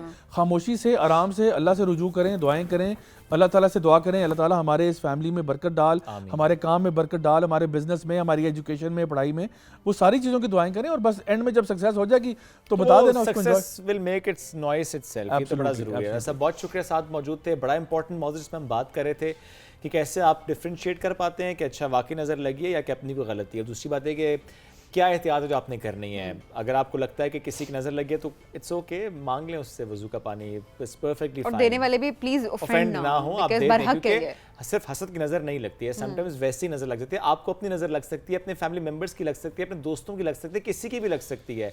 और जहाँ पे आपको डाउट हो ना कि यहाँ पे बार बार जाने पर नज़र लग रही है तो अवॉइड करें, बहुत ज़रूरी है। प्लस वो दुआएं भी उन्होंने डॉक्टर साहब ने बताई हैं कि उन दुआओं से कैसे अपनी हिफाजत आप कर सकते हैं। और अगर खुदा ना खास्ता आपको नज़र लगे तो आप कैसे खुद पानी तैयार कर सकते हैं, दम वाला पानी अपने ऊपर बहाना और पीना, उससे कैसे आपकी हिफाजत रहती है। एंड लास्ट लाइन जो राजा साहब की थी कि वो रिकमेंड करते हैं इस बात को कि जब भी कोई चीज़ आप प्लान कर रहे होते हैं या आपकी ज़िंदगी में आ रही होती है, हो रही होती है, वो चाहे शादी का मामला है, चाहे ज़िंदगी में आप आगे बढ़ रहे हैं, सक्सेस है, फैमिली लाइफ है, whatsoever it is, keep it to yourself, keep it to yourself और फिर आगे बढ़ें। ब्रेक की तरफ जाएंगे, ब्रेक से वापस आएंगे, रहिए हमारे साथ। This is rising Pakistan special addition.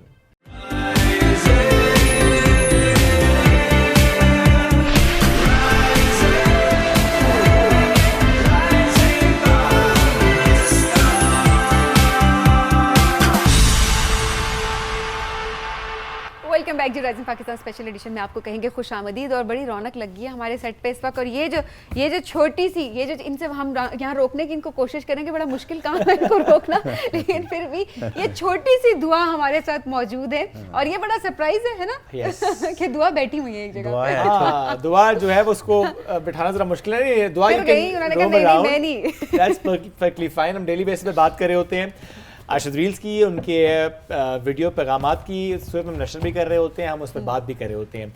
लेकिन आज हमारे साथ कुछ और मेहमान भी साथ मौजूद हैं। हमने वादा किया था आपसे कि अर्शद भाई की पूरी फैमिली साथ मौजूद होगी, तो आज हमें फिर उनकी फैमिली ज्वाइन भी कर ली है। बिल्कुल जी। अर्शद साहब की जो वाइफ है, उनकी अहलिया, एक ही है, एक ही वाइफ, एक ही है। तो हमने क्लैरिफाई कर दिया था, दोबारा बता दें, एक अदद वाहिद इकलौती गुलशन साहिबा यहाँ पर मौजूद है। अस्सलाम वालेकुम भाभी, कैसी हैं आप? जी अल्हम्दुलिल्लाह मैं ठीक। आप ठीक है, खैर खैरियत से सफर गुजरा आपका? जी अल्हम्दुलिल्लाह। अच्छा, इस्लामाबाद कैसा लगा आपको?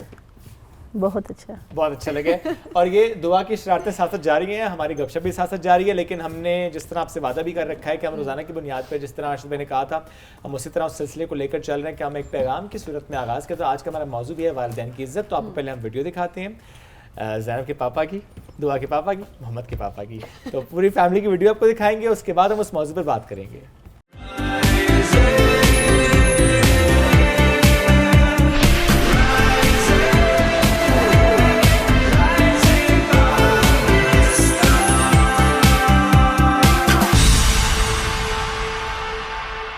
आज माँ बाप की खिदमत के लिए जाना था। मिसवाक ली और दांत साफ किए, अच्छी तरह हाथ मुंह धोया, बालों को कंघी की, दाढ़ी में तेल लगाया, सर पे कैप रखी, वास्कोट पहनी, खुशबू लगाई, गाड़ी निकाली और दुकान पे चला गया। अंडे और बिस्किट लेके वापस आ गया। चाय पकने के लिए रख दी, अंडे उबलने के लिए रख दिए। 2 कुर्सियां लगाई, एक टेबल रखी, अम्मी अब्बू को आवाज दी, उन्हें बैठने के लिए कहा। 2 कप धोए, उनमें चाय डाली, अंडे और बिस्किट प्लेट में रखे और माँ बाप की खिदमत में पेश कर दिए। दैट्स ग्रेट जी। देखिए इस तरह के पैगाम ये आम करना कितना ज़रूरी है। अच्छा, अब सबीना हम अक्सर बात कर रहे होते हैं कि दीनी लिहाज से भी, सोशल लिहाज से भी कितना इंपॉर्टेंट होता है कि हम पेरेंट्स की रिस्पेक्ट की ना सिर्फ बात करें बल्कि एक्चुअली हम वो करें भी। अक्सर हम ये बात कर रहे होते हैं कि आप पेरेंट्स के साथ तो बैठे होते हैं लेकिन साथ बैठे हुए भी आप साथ नहीं होते, आप फ़ोन यूज़ कर रहे होते हैं, अम्मी बात जी अम्मी यहाँ सुन रहा हूँ, तो that's disrespect actually. For granted ले रहे होते हैं ऐसे। हमें लगता है कि अच्छा ये रिश्ते तो हमारे साथ हैं, इन्होंने नाराज़ होना है, इन्होंने कहाँ चले जाना है, क्योंकि आप उस चीज़ की कदर उस वक्त तक कर रहे होते हैं। आपको होता है कि अच्छा ये हमसे दूर ना चली जाए, अच्छा फलाना शख्स हमसे नाराज़ ना हो जाए, हमारा बॉस हमसे नाराज़ ना हो जाए, हमारी टीचर हमसे नाराज़ ना हो जाए। तो उन रिश्तों के दूर होने का खौफ होता है। शायद हम ये रियलाइज़ नहीं कर पाते कि हम अपने माँ बाप को कितना दूर कर देते हैं खुद से और हमें पता भी नहीं चल रहा होता। तो ये रिश्तों को फॉर ग्रांटेड लेने वाली बात होती है कि ठीक है तो है, लेकिन जब नहीं होते तो वो एक ऐसी कमी होती है कि वो रिग्रेट, मैंने बहुत सारे लोगों को वो रिग्रेट करते हुए देखा है कि उसके बाद उनकी पूरी ज़िंदगी बदल जाती है। तो आज ज़रा हमने आपको वीडियो भी दिखाया, एट द सेम टाइम ज़रा हमने कहा था कि हम थोड़ा इसको एलैबोरेट करने की कोशिश करेंगे, अरशद भाई उनकी फ़ैमिली की राय लेने की कोशिश करेंगे और ये पैगाम आप तक पहुंचाने की कोशिश करेंगे कि वालिदैन की खिदमत किस तरह से हम सब पे फ़र्ज़ है। अरशद भाई, वीडियो में आपने बड़ा ज़बरदस्त पैगाम भी दिया, किस तरह से लोगों को आप बताएंगे कि कितना ज़रूरी है ये कि माँ बाप के होते हुए उनकी कदर करना। चले जाने पे तो सभी कदर कर लेते हैं। सबसे पहली बात तो ये कि माँ बाप जो है अल्लाह ताला की बहुत बड़ी नेमत है, बहुत बड़ी नेमत है। और अक्सर ऐसा होता है कि हम औलाद को ना वालिदैन की कदर उनके जाने के बाद ही होती है। हालांकि उनकी कदर का मौका जो है उनकी मौजूदगी में, जब वो दुनिया में ज़िंदा हों तो वो वक्त है फ़ायदा उठाने का, कि उनकी खिदमत कर लें, उनको अच्छे अच्छे कपड़े लेके दे दें, उनका माहाना जो हफ्तावार ख़र्चा है वो उनको देते रहें, बाकी जो ज़रूरियात ज़िंदगी उन तक पहुंचाते रहें, बीमार हैं उनकी दवाई का ख्याल रखें, और बाकी जो उनके बहन भाई हैं, माँ बाप है, वालिदा का अगर मौजूद है तो उनसे उनको मिलवाते रहें ताकि माँ बाप की दिलजोई भी हो, दिल लगा रहे, तो दुआएं निकलती रहें औलाद के लिए। तो वालिदैन के ज़िंदा होते हुए ये फ़ायदा उठा लेना चाहिए जो हम नहीं उठाते। अच्छा, ये बात तो चल रही है साथ साथ, लेकिन इस सब में ना दुआ अपना काम कर रही है। मैं कहूँगा आगे ज़रा देखिए, आई मीन इतनी अच्छी सिमेट्री, उसने सब चीज़ों को ला के अरेंज किया है। वो अच्छा, और ओवरऑल इसको मैं वाकई में हैरान हूं। आपका सेट रीसेट हो रहा है, जैसे आप सेट को रीसेट कर दे, रीअरेंज करने कहते हैं। अच्छा, ये दुआ घर में भी ऐसे ही है, चीज़ों को इस तरह सेट करती रहती है। आप बेगम से पूछ रहे थे ना कि आपको इस्लामाबाद कैसा लगा, तो मैं आपसे पूछता हूँ आपको दुआ की शरारतें कैसी लगी? हमें तो बड़ी प्यारी लग रही है, हमें तो बहुत मजा आ रहा है। अच्छा मोहम्मद, थोड़ा मुझे लग रहा है कि अभी वो और टाइम लेगा शायद। हाँ। सुना था मोहम्मद ज्यादा शरारती है, ये दुआ ज्यादा कंफर्टेबल हो गई है अभी। दुआ तो फौरन कंफर्टेबल हो गई है। बड़ी अच्छी बात है। भाभी कौन सबसे ज्यादा तंग करता है आपको इन सब में? ये सब में आपने शुदा कभी ऐड किया? सबकी, इसलिए सबकी बात कर रही हूँ। मुझे मोहम्मद सबसे ज्यादा तंग करता है। अच्छा, वो अभी तक उसने कोई शरारत नहीं की वैसे ओवरऑल। जी। हाँ, दुआ की तबीयत ठीक नहीं थी ना, दुआ का हाल तो पूछना है हमने। इस्लामाबाद आके दुआ की थोड़ी तबीयत नासाज भी हुई है।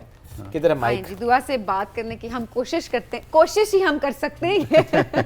दुआ को काबू करना मुश्किल ही नहीं, नामुमकिन है। एक सेकंड हम जरा दुआ को बिठाने की कोशिश करते हैं। अस्सलाम वालेकुम, अस्सलाम वालेकुम, कैसी हैं आप? अभी वो बिल्कुल शॉक हुई है। अपडेट हो रही है ना अभी दुआ। ये आपने कैसे किया? माशाल्लाह, ये आपने कैसे किया? इतना प्यारा है ये। अच्छा, इसमें से क्या चीज़ आपको सबसे ज़्यादा अच्छी लगी है? कौन सी चीज़ अच्छी लगी है दुआ आपको? ये आपको फिश अच्छी लगी है, आपको वो वॉज अच्छा लगा, आपको क्या अच्छा लगा सबसे ज़्यादा? नहीं जी, दुआ अभी कंफर्टेबल होने की पूरी कोशिश करिए, जैसे ही होंगी हम भी दुआ का हाल चाल भी पूछने की पूरी कोशिश करेंगे इंशाल्लाह। भाभी, इनको वीडियो बनाना और ये जो सारा एक प्रोसेस होता है, ये आपकी तो कंट्रीब्यूशन हम थ्रू आउट देख रहे होते हैं कि वो अच्छी खासी आपकी इन्वॉल्वमेंट होती है उसके अंदर। तो आप भी इंजॉय कर रही हैं सारे प्रोसेस को? क्योंकि हमने पहले अरशद भाई से तो पूछ लिया था, क्योंकि आज आप आई हैं तो आप भी इंजॉय करिए। जी अल्हम्दुलिल्लाह। कर रही हैं हाँ ओवरऑल। जी, हाँ जी। करिए जी अल्हम्दुलिल्लाह। भाभी वैसे आपको कभी किसी ने कहा हो कि वो अरशद भाई ने शादी तो नहीं कर ली दूसरी? हाँ, पूछते लोग आते रहते हैं, बेगम जी से काफ़ी लोग रहते पूछते हैं, काफ़ी फैन पूछते हैं जगह जगह पे जहाँ भी मिलते हैं। हैं। हाँ, दूसरी आपका शादी जवाब आप क्या होता कहते है? हैं फिर उनसे? पहली भी मैंने तो मैं कभी हूँ और नहीं पूछा दूसरी भी मैं हूँ। अच्छा है दो ही, लेकिन वो दोनों यही है। उन्होंने जवाब भी अच्छा दिया हुआ है क्योंकि वीडियो में दोनों थे। मैं दुआ की हेल्प करूं जरा, अगर आप मुझे अलाउ करें सलीम, बिल्कुल, तो बिल्कुल। मैं दुआ के लिए कुछ और चीजें लेकर आप आता हूँ। कुछ और चीजें लें ताकि वो चीजों की कमी ना हो उनके पास यहाँ पे सारा। अच्छा भाभी कह रही है पहली भी मैं हूँ दूसरी भी मैं हूँ, तो ये कहने की जरूरत नहीं है कि दूसरी शादी दुआ इधर आए मेरे बिल्कुल पास, नहीं ये है। उन्होंने देखिए। मैसेज देने की जी ज़रूरत आपने नहीं नहीं रखा है अभी उस वीडियो के थ्रू, तक, ये भी तो रखना होगा। है ना? हाँ, दुआ अपना काम पूरा जिम्मेदारी से करो बेटा। हाँ वाह दुआ आप जी कुछ चीजें वाह। छोड़ दी हैं आपने, देखिए मैं आपको यहाँ पे हेल्प करता हूँ इधर आके, हाँ जी, हाँ जी। ये भी रहती हैं। शुक्र है हमने फोन पीछे रखा है। और मोहम्मद आप भी हेल्प करना दुआ की। हाँ मोहम्मद, अच्छा मोहम्मद, आपने कॉल करनी है किसी को? इससे कॉल मिलती है वैसे। दोस्त है कोई? हो मोहम्मद कर लो बात। आ जाओ। आपको मोहम्मद का दोस्त कौन है? दोस्त कौन है मोहम्मद आप? बताएं। बताओ, आपने बड़े हो क्या बनना है? High five. तो किसी फौजी फौजी बनना है जी। यस, Very हमें nice. दोस्ती होगी हमारी। Yes, nice. चलो आ जाओ। चलें भाई दोस्ती होगी फाइनली। और दुआ ये भी तो रहता है। हाँ ठीक है। और हाँ, इसके शुएब बाद कोई- हमारे पास ये भी है। हाँ, वाओ सुआन। अच्छा मुझे दुआ लगता से है आपने पूछा कि दुआ का नाम क्या है? दुआ हमें अभी जवाब ही नहीं दे रही। दुआ का नाम क्या? आपको माइक मेरे चाहिए? दुआ आपका नाम क्या लाए? ये ले लाए जरा, मैं कोशिश करता हूँ मेरी दुआ से। अच्छा दुआ मुझे बताएं ये क्या है? मैं किस तरफ आए ना, मेरे राइट साइड पे आए बेटे। भाग गई, मैं आपके साथ साथ हूँ। दुआ को चलें, काबू करना बहुत मुश्किल ये ऐसा काम करें, है आप इसका। ये लेकर चलें, मोहम्मद ये लेकर चलते हैं और मैं ये लेके आता हूँ। चलो हम तीनों मिलकर सेटिंग करेंगे। चलें जी, हम तब तक बातें करते हैं, आप सेटिंग करें। नहीं हम दुआ से दोस्ती कर रहे हैं साथ साथ। अच्छा दुआ ये क्या है? फिश है ये। अच्छा इसको बंद करते हैं, इसको खोलते हैं। उसमें मैंने जरा टिश्यूज रखे हुए थे बट दैट्स फाइन। अच्छा दुआ अभी मेरे पास एक और चीज़ भी है यहाँ पे, ये तो रह गई। एंड गेस व्हाट, अभी मैंने एक और कॉर्नर देख लिया, वहाँ पे बहुत ज़्यादा मग्स हैं, लेकिन क्या दुआ का हाथ वहाँ तक पहुँचेगा? नहीं आप ऐसे वो ना ही उतरवाएं, तोड़ फोड़ हो जाएगी इधर। नहीं, लेट देम प्ले। अच्छा देखिए बच्चे तो बड़े कंफर्टेबल हमारे सेट बिल्कुल। पर, हम एंजॉय भी कर रहे हैं। बल्कि सबीन कोई गेम जो आप खेलना चाहती हो बच्चों के साथ? बच्चे अभी मेरा ख्याल है फिलहाल गेम के मूड में कोई खास लग नहीं रहे। वो लिफ्ट नहीं लेकिन करा रहे मुझे। आगे हम जरा कोशिश करेंगे कुछ गेम्स भी लेके आए सो दैट इनको एक्टिविटी यहाँ पे एक दी जाए और ये बच्चे क्या जो लिखा है वो हुआ दुआ? साथ साथ कंफर्टेबल हो जाए। आप ले लेंगे। वालिदैन की इज़्ज़त जो कि हमारा मौजू भी है, उस पर हम बात भी कर रहे हैं। वालिदैन की जहाँ इज़्ज़त की बात करते हैं, वहीं वालिदैन से जो हमें दुआएं मिल रही हैं अरशद भाई, ज़रा उसकी बड़ी कंट्रीब्यूशन हम सबकी ज़िंदगी में होती है।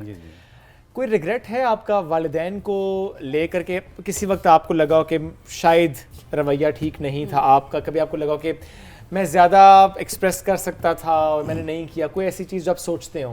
हाँ, ये तो अक्सर हमारी फैमिलियों में होते हैं इस तरह के रिएक्शन कि जो मुनासिब बात होती है करने वाली वो कभी मुंह से नहीं निकलती, तो दिल दुखाने वाला जुमला निकल जाता है। तो ये है कि अच्छी बात ये है कि अगर इस तरह की गुफ्तगू हो गई है माँ बाप के साथ, तो याद आने पर, गौर फिक्र करने पर कि मुझसे गलती हुई है, फ़ौरन माँ बाप से जाके माफ़ी मांग लेना, माजरत कर लेना, फिर उनके मुंह से जो फिर बाद में दुआ निकलती है उसका मज़ा लेना, ये बड़ी बात है। हाँ सही जी, बात है। हाँ जी, गलतियाँ तो होती रहती हैं और होती रहनी है, लेकिन उन पे शर्मिंदा हो जाना, बाद में माफ़ी मांग लेना, ये बड़ी बात है इंसान सही के बात अंदर। है। बिकॉज हम सब इंसान मतलब एक साथ आपके रिश्ते हैं तो आप उनसे गुस्सा भी कर जाएंगे कभी, आप जी, जी। उनकी चले कभी नाफरमानी को मैं ले रही हूँ कि आप अनइंटेंशनली, आपको पता नहीं होता कि कभी आप दिल भी दुखा देंगे माँ बाप का। आओ मेरे उनको वो साथ चाहिए आओ, मेरे साथ आओ, मेरे इधर से आओ, यहाँ से आओ। दिखाने की कोशिश आए करें जी। साथ साथ जी। अच्छा जी जैनब, तब तक आपसे भी बात करने की हाँ जी, हाँ कोशिश जी, हाँ करते हैं। जी, हाँ मम्मा जी। पापा की आप बात Which मानती हो? one? जी ये वाला? कोई वैसे अरशद भाई ने पहले भी बताया कि सबसे अच्छा मतलब सबसे ज्यादा बात मनवाना इनके लिए आसान होता है। हाँ, ये ज़ैनब, फौरन मान लेके जाती जाएंगे? है बात। ज़ैनब जी, आप बहुत लेके अच्छी जाएंगे? बेटी मैं है, लेके आऊंगा। संजीदा और समझदार है, और कभी भी इसको कोई काम कह दें हाँ दुआ और कौन सा वो चाहिए? फौरन करती है और बेहतरीन करती है। हाँ।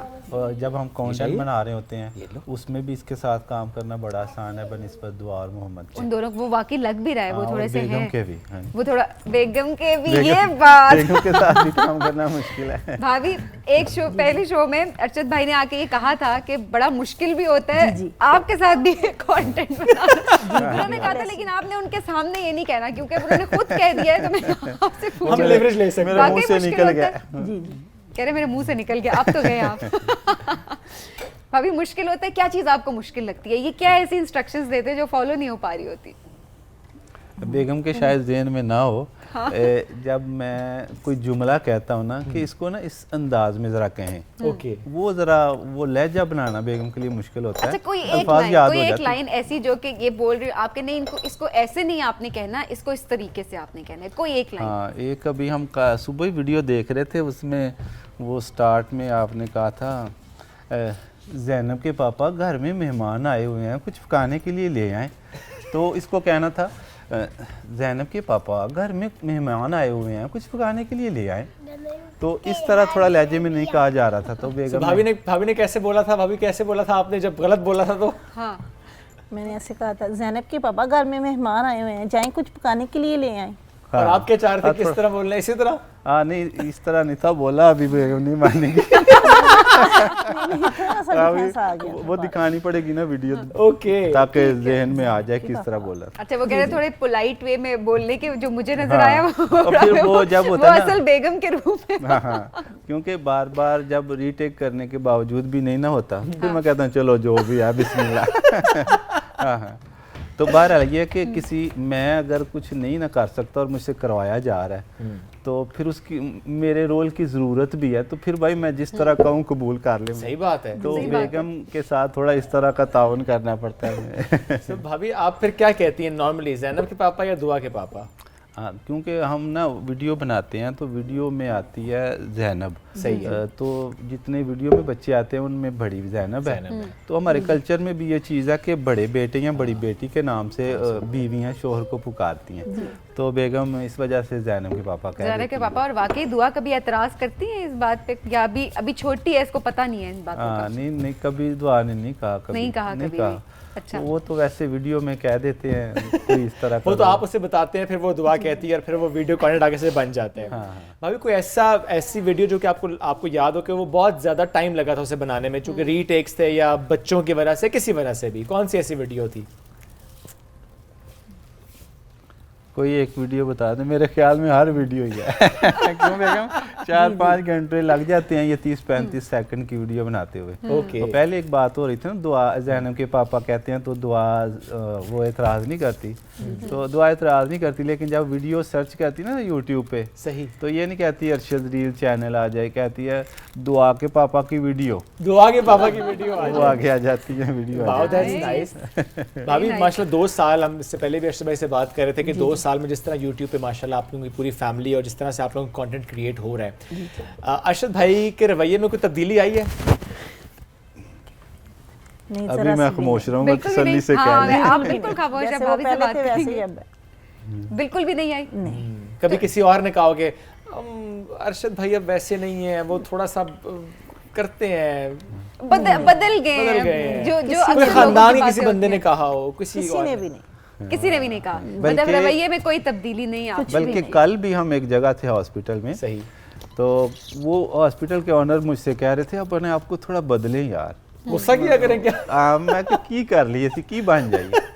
तो जिस तरह का हम दिखते हैं लोगों ने इसको पसंद किया, बस हमें इसी तरह का रहने दें। अगर हम में कोई अखलाकी नुक्स है, हमारी तबीयत अच्छी नहीं हुई या बच्चों वो और की, बात है। या हम अच्छा कंटेंट नहीं बना रहे, उस पे तो बात उस पे आप करें। हमें मशवरा दें, हम उसको ठीक कर लेते नहीं, हैं। बहुत प्यारी बात है, बहुत प्यारी सोच है जिसको लेके आप माशाल्लाह चल भी रहे हैं, वरना वाकई बड़ा मुश्किल होता है उस चीज़ को कंटिन्यू करना, सस्टेन करना, दैट्स डिफिकल्ट। बिल्कुल ऐसा है, वो बड़ा मुश्किल होता है क्योंकि लोगों का प्रेशर इतना ज़्यादा होता है। वही मैंने जब पहले बात की थी ना, आपकी अपनी मर्जी है, आप ज़रूर करें, सौ बिस्मिल्लाह, जो अल्लाह ने आपको हैसियत दी है, जो आपके शौक है वो आप पूरे करें जायज़ तरीके से, जिससे किसी को नुकसान ना हो रहा है। लेकिन कोई शख्स ऐसे खुश है, अपनी सादगी में खुश है, तो फिर उसको सादा रहने दें, बार बार उस पर प्रेशर क्रिएट करने की ज़रूरत नहीं होती। जिस तरह की देखें ना, ये दुआ की खजूर है, इसको ऐसे ही रहने मैं देते यही हैं। देखने लगी थी कि ये अपनी मर्जी के बनवाई है या मामा ने बना दी है? किसने बनाई है? ये किसने बनाई ये बताओ किसने दुआ? बनाई है? नहीं माइक भाई, का जी। अभी वो नहीं बताना चाह रही। भाई बाल किसने बनाए हैं? दुआ, बाल किसने बनाए? बताओ दुआ। नहीं, वही दुआ नहीं बताना चाह रही अभी। उसका सीक्रेट है ये, उसकी लुक। सही बात है। अच्छा भाभी, तरबियत में क्या चीज़ आपको लगता है कि बहुत ज़रूरी है बच्चों की? बिकॉज माशाल्लाह आपके बच्चे इतना अच्छा रिस्पॉन्सिबल कंटेंट भी लेके चल रहे हैं, सारी चीज़ें, बट क्या आपको लगता है क्या चीज़ है जो कि बहुत ज़्यादा ज़रूरी होती है वालिदैन की तरफ से, ताकि बच्चे भी रिएक्ट ना करें आगे से? आपको क्या लगता है कि बच्चों की तरबियत में कौन सी चीज़ नुमाया होनी चाहिए कि बच्चों को ये काम ज़रूर करना चाहिए?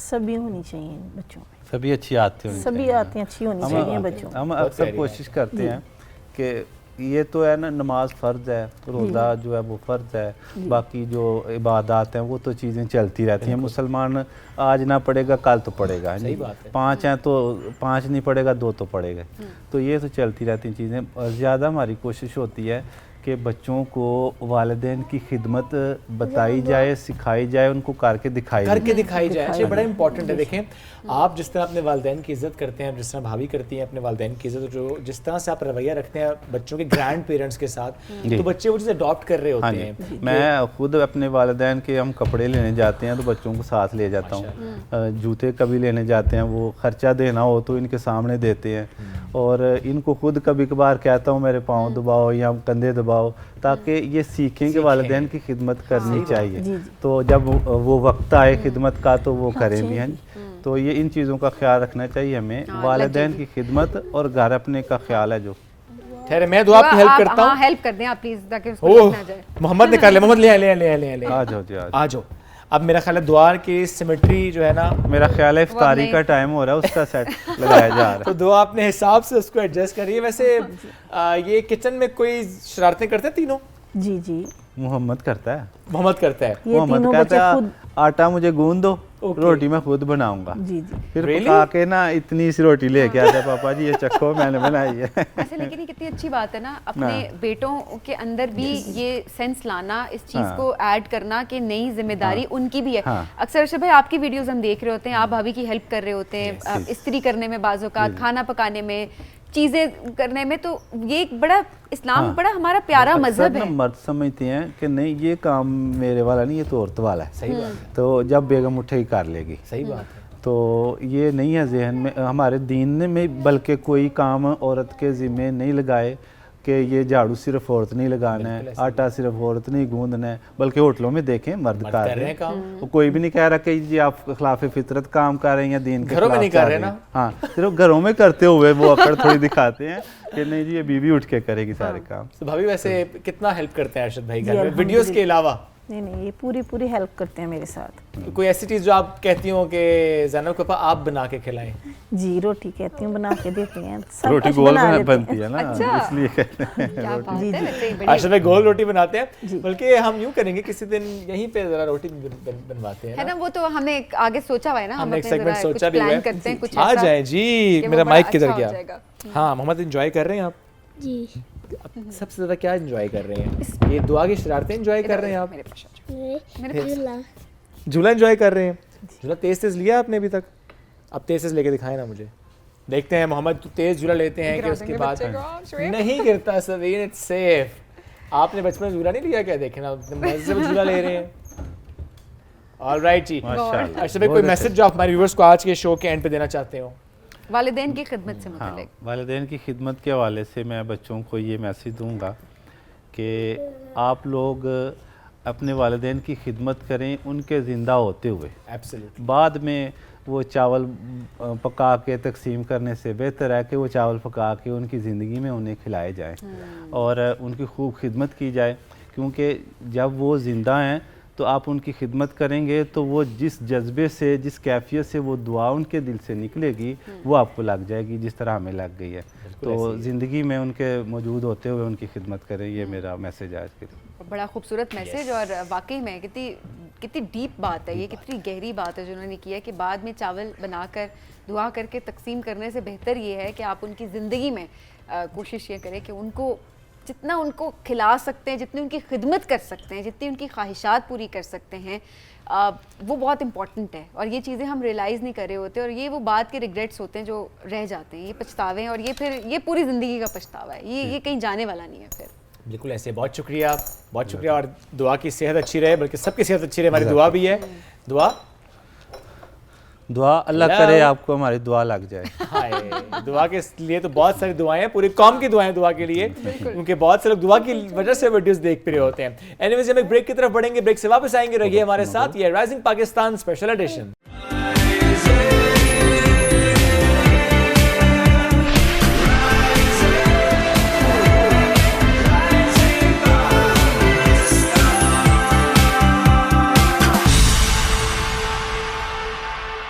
Welcome back after the break. Rising Pakistan special edition में एक बार फिर कहते हैं खुश आमदीद।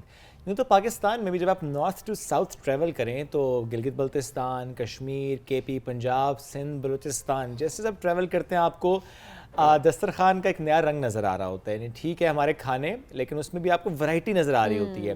यानी गिलगित बल्तिस्तान के दस्तरखान किसी और अंदाज का होगा, और जब आप सिंध तक पहुंचेंगे तो दस्तरखान यकसर बदल चुका होगा। लेकिन ये तो बात है पाकिस्तान की, पाकिस्तान के अंदर इन रंगों की मैं बात करूँ। लेकिन अगर आप पाकिस्तान से बाहर जाएँ, किसी और मुल्क में जाएँ, तो वहाँ के दस्तरखान ज़रा वो इंटायरली डिफरेंट होते हैं। जैसे पाकिस्तान के पर्सपेक्टिव से हम कहते हैं कि यहाँ पे तो पकौड़े को फ़र्ज समझा जाता है, तो बाकी मुल्कों में भी कोई ना कोई ऐसी डिश तो होती है जिसके बगैर रोजे के साथ वो भी फर्ज समझते होंगे कि जिसके बगैर उनका दस्तरखान अधूरा होता होगा। ऐसी बात है। तो आज जरा हम बात करते हैं, आज से हम पूरे रमज़ान कोशिश करेंगे कि हर मुल्क की हम बात ज़रूर करें कि वहाँ के खाने, वहाँ का रमज़ान कैसा होता है, कौन कौन से खाने वहाँ पर फेमस हैं, सहरी में क्या खाया जाता है, अफ्तारी में क्या खाया जाता है, मेहमान आ जाए तो फिर जो स्पेशल अफ्तारी या सहरी का एहतमाम होता है तो उसमें क्या होता है। तो आगे चल के हम ये डिस्कस ज़रूर करेंगे। आज हम बात करेंगे तुर्की की। यस, और तुर्की की बात करने के लिए जिस मेहमान ने हमें ज्वाइन किया है, तो पहले भी हमारे प्रोग्राम में वो आ चुके हैं, एंड आई रिमेंबर उस वक्त हम टर्किश कॉफ़ी ट्राई की थी। अच्छा, वो तो ऑफ एयर भी, मतलब जब कॉफ़ी खत्म हो गई थी, हमने पी थी, तो उसके बाद एक फाइल भी निकाला था, तो उस फाइल में से भी बहुत सारी चीज़ें सामने आई। पर्सनल है, हम शेयर नहीं करेंगे, वो हम शेयर नहीं करेंगे, इसलिए हमने ऑन एयर भी नहीं बताया। एब्सोल्युटली ऐसा ही है। हमें ज्वाइन कर चुके डॉक्टर खलील तुकार साहब, अल्लामा इकबाल ओपन यूनिवर्सिटी में यूनिस एमरे इंस्टीट्यूट का जो ऑफिस है, यानी कंट्री डायरेक्टर हैं, उसके डिफरेंट ऑफिस हैं। इसके अलावा टर्किश एम्बेसी से इनका ताल्लुक है, उनकी अहलिया भी आज साथ मौजूद है। अस्सलाम वालेकुम, जब दोनों को वेलकम करते हैं। कैसे हैं आप लोग? बहुत शुक्रिया। डॉक्टर साहब, थोड़ा सा आप बताएं कि तुर्की में रमज़ान का माहौल कैसा होता है? तुर्की में रमज़ान का माहौल ऐसे है कि तो ज़ाहिर है रमज़ान के आने के साथ तो पहले रमज़ान से पहले तैयारियां शुरू हो रही है रमज़ान के लिए, और साथ साथ अचानक सब कुछ बदल जाता है, खानों से लेके तर्ज ज़िंदगी तक, क्योंकि रमज़ान के मुताबिक अपना आपको हम डाल रहे होते हैं, चेंज हो जाती है। लेकिन मैं सबसे ज़्यादा बचपन से लेकर अभी तक जो मुझ पर ज़्यादा असर होता वो ये है कि रमज़ान के आने के साथ हम मस्जिदों में दो मीनारे के दरमियान में लाइटिंग कर रहे होते हैं। ओके, उसको माहिया कहते हैं। माहिया यानी माह से माहिया, ये उस्मानी ज़माने से लेकर आज तक है। उसमें ये होता कि मसलन शहर रमज़ान खुश कैलनेस, यानी रमज़ान के महीने आप खुश आमदीद, आपको ऐसे, या कोई आयत करीमा लिखा हुआ था, ऐसी चीज़ें होती है। बचपन से वो मेरे जहन में अपनी जगह बनाई हुई है कि वो इतने खूबसूरत लग रहे होते कि सारी दो जहाँ जहाँ दो मीनारे हैं, उन दो मीनारों के दरमियान लाइट होगी या कोई आयत होगी या कोई अहम पैगाम होता है।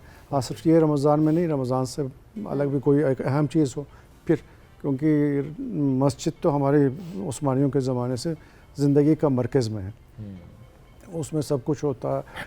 कोई अहम चीज़ हो तो उससे ऐलान होता है। साथ साथ ये जो रमज़ान के साथ भी यही होता है। एक मेरे ज़हन में ये होता है कि माह रमज़ान के आने से सारों को पता चलता है कि रमज़ान वो जो एक हम कहते हैं ना कि हम खुश आमदीद कहते हैं रमज़ान को, हम वेलकम कर रहे होते हैं, तो वो एक बहुत बेहतर अंदाज से होता है कि कोई एक सिग्निफिकेंट चीज़ हो जिससे लोगों को पता चल रहा हो।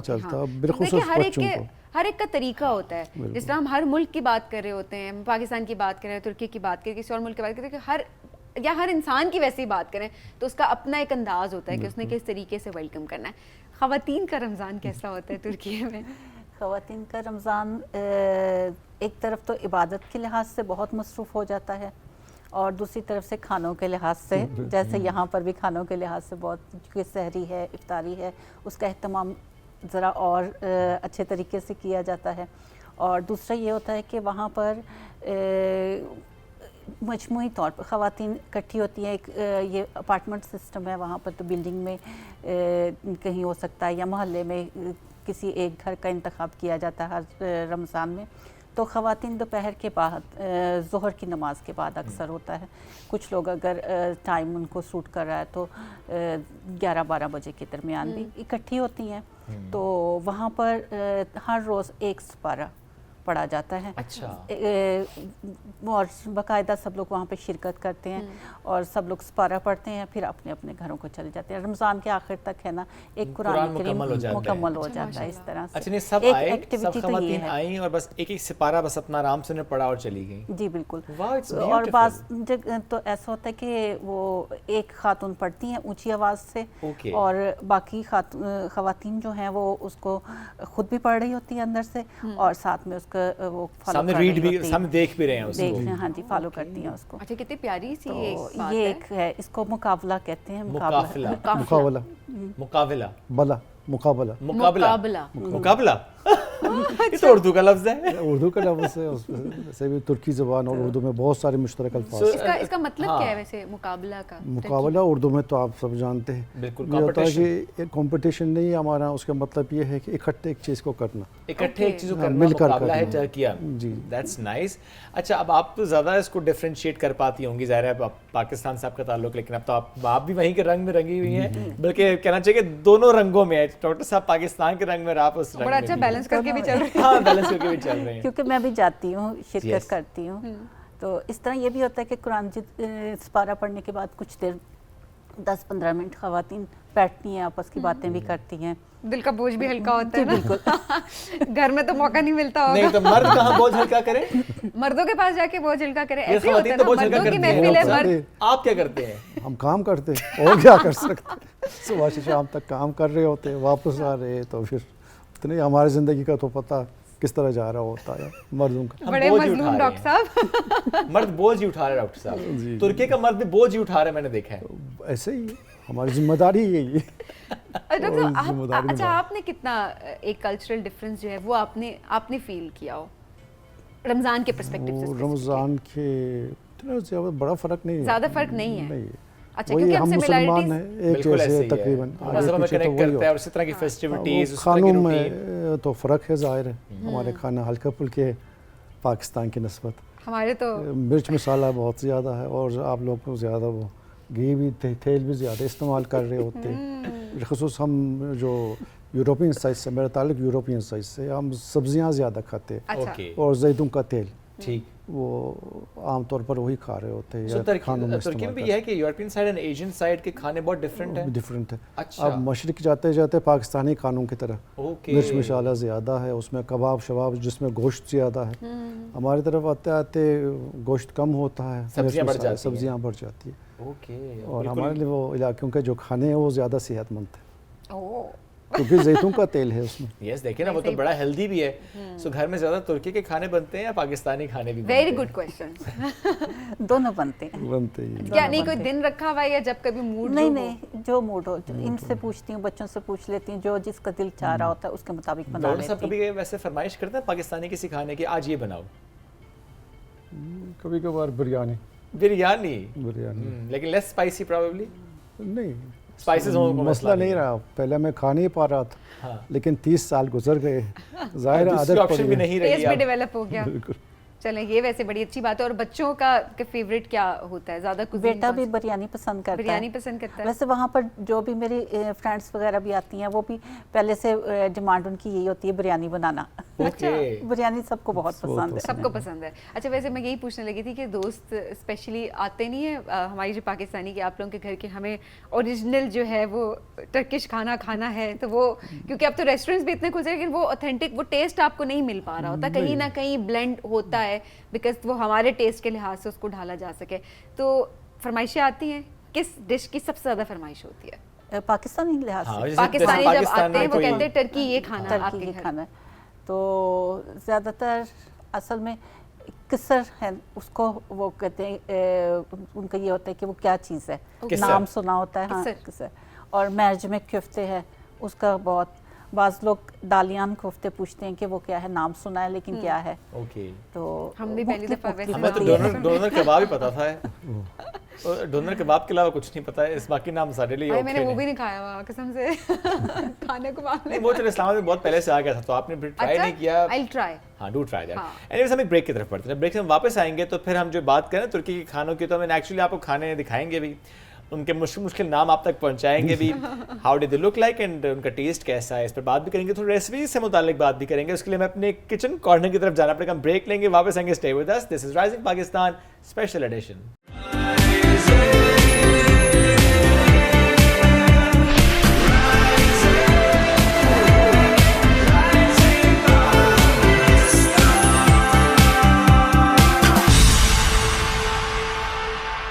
वेलकम बैक जी। और अब ये ये हमारा प्यारा सा वैसे दस्तरखान ही आप इसको समझ लें, जो हमारा काउंटर है, क्योंकि इस वक्त बड़े मज़े के खाने यहाँ पर मौजूद हैं। अच्छा, जो नाम हम कह रहे थे ना, बड़े मुश्किल नाम है, और मैं कहती मैंने क्या आप लोगों ने भी यकीनन इन डिशेस के नाम शायद कभी सुने हो, लेकिन आपने देखी या खाई नहीं होगी। तो आज हमारे पास ये अपॉर्चुनिटी है कि हम इनको देख भी सकते हैं और हम खा भी सकते हैं। बहुत ज़बरदस्त लग रही है। मेरा ख्याल है शुरू करते हैं शुएब, उस साइड से शुरू करें, इस साइड से। सूप से स्टार्ट करते हैं। तो ये सूप है जो कि आप बताएं जी नाम इसका और कैसे बनता है ये। क्या ये लाजिम डिश होती है अफ्तार में?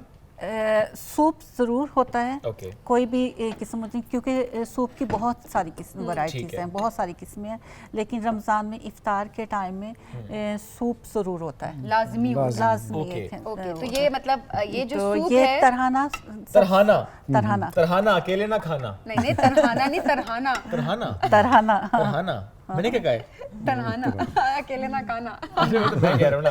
अच्छा, इस किस तरह बनता है, ये प्रोसेस में निकालते हैं सबसे, आप मुझे बताएं बनता किस, इंग्रेडिएंट्स क्या होते हैं? इसका असल में बहुत लंबा एक वो है बनाने का जो प्रोसेस है। क्या बहुत है इनमें से कोई इसका ये है, इसमें तरहाना ये खुश्क किया हुआ तरहाना है, लेकिन इसको बनाने तक का जो अमल है ना, इसको पकाना बहुत आसान है। इसको पकाना आसान है, लेकिन बनाना है ना, इसको इस हालत तक पहुंचाने तक इसके तकरीबन 15-20 दिन लग जाते हैं इसको बनाते बनाते। जी बिल्कुल। अच्छा, ये मार्केट में ऐसे अवेलेबल होता है या ये घर में ही आप लोग बना रहे होते हैं? भी अभी तो मौजूद होता है, लेकिन अक्सर लोग है ना उसको गर्मियों में। वहाँ तुर्की का एक ये है कि सर्दियाँ आने से पहले है ना सर्दियों की तैयारियाँ शुरू हो जाती हैं, तो गर्मियों में ऐसी चीज़ें जो होती हैं ना तैयार करके रख ली जाती हैं ताकि सर्दियों में इस्तेमाल की जा सके।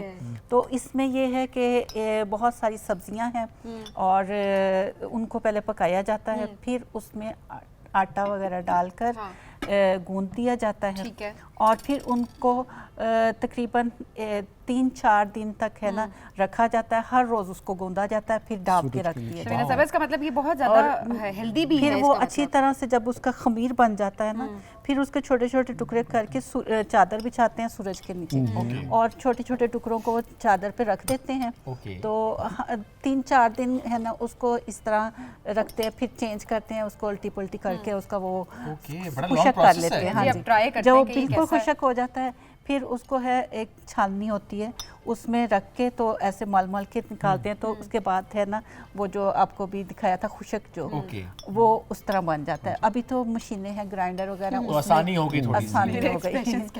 तो उसके बाद रख दिया जाता है। ऊपर से बहुत डिफरेंट टेस्ट है, बहुत डिफरेंट रिच सा टेस्ट है, एक मज़े का। और मैं कहती ना कि ये इतनी ऐसे एडिक्टिव सी मज़े की इसकी खुशबू है। अच्छा, ये देखिए हम जब रोज़ा इफ्तार करते हैं तो वो जो मशरूबात होते हैं ना, लाल पीले नीले जो भी होते हैं, वो इस्तेमाल हम कर रहे होते हैं, लेकिन आपने बताया कि ये लाजमी वहाँ पे होता है इफ्तारी में ये सूप। तो आपके सारे जो न्यूट्रिशनल वैल्यूज हैं वो इसके अंदर एडेड है, बिल्कुल, सब्जियां भी हैं और एक पूरा एक प्रोसीजर है जो आप बता रही हैं। को है ना बहुत ज़्यादा ये है ना वो करता है, मजबूत करता है। अच्छा, आपको क्या लगता है पाकिस्तानी किस डिश के साथ थोड़ा सा ये आप कह सकती हैं कि मिलता जुलता है, या कोई ऐसा डिश नहीं है? नहीं है ऐसी मुझे लग मैं वही बिकॉज़ मुझे लगा कि मैंने इस तरह की कभी कोई चीज नहीं खाई थी। It's that different actually. आप इसे ये नहीं कह सकते कि अच्छा उससे मिलती जुलती है या वो टेस्ट वैसा नहीं, इट्स वेरी डिफरेंट।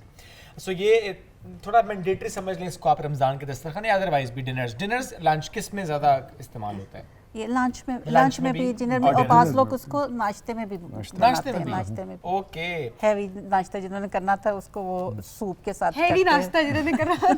अच्छा, नाश्ते में सूप इट्स वेरी नहीं, ये लाइट नाश्ता करते हैं। अच्छा जी, चले जी अगली डिश ये क्या है जी?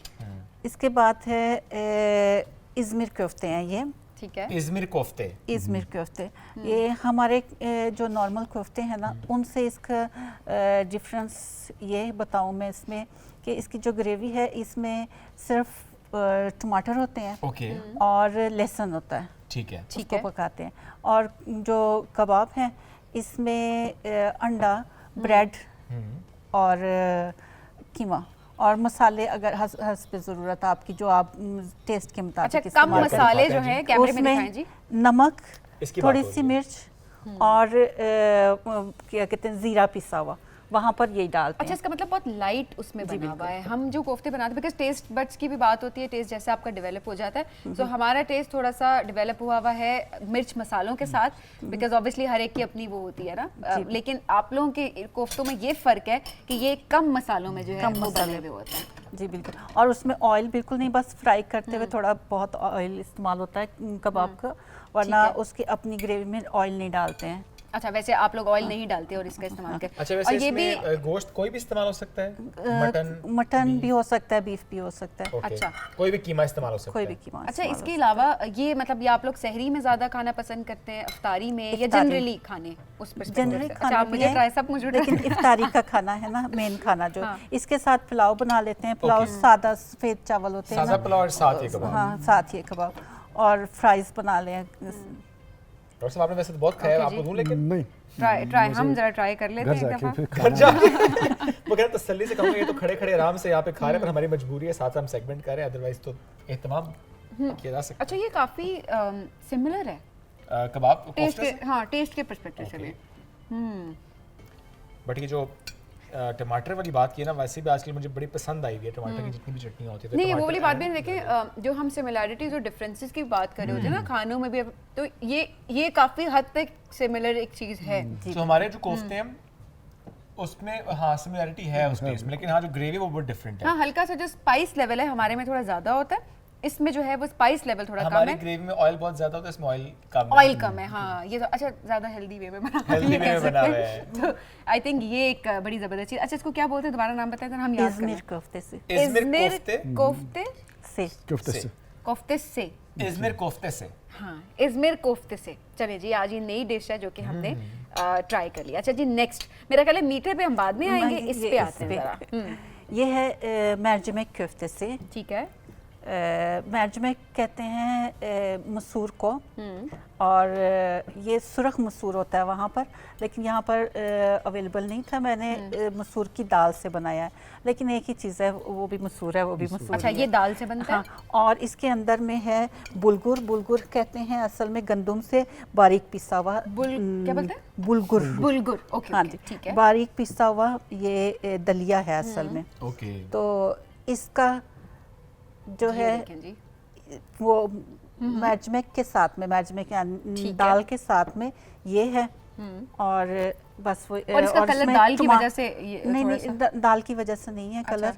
उसमें है मिर्चों का, बड़ी मिर्चें होती हैं ना, ओके। बड़ी मिर्चों का और टमाटर का पेस्ट है, वो भी मैं वहाँ से लेकर आई थी, क्योंकि यहाँ पर जो होता है वो पानी वाला ज़रा होता है, मुख्तलिफ होता है। ठीक है। वहाँ पर धूप में सुखाया हुआ टमाटर। अच्छा, उसका धूप में सुखाया हुआ टमाटर। जी बिल्कुल।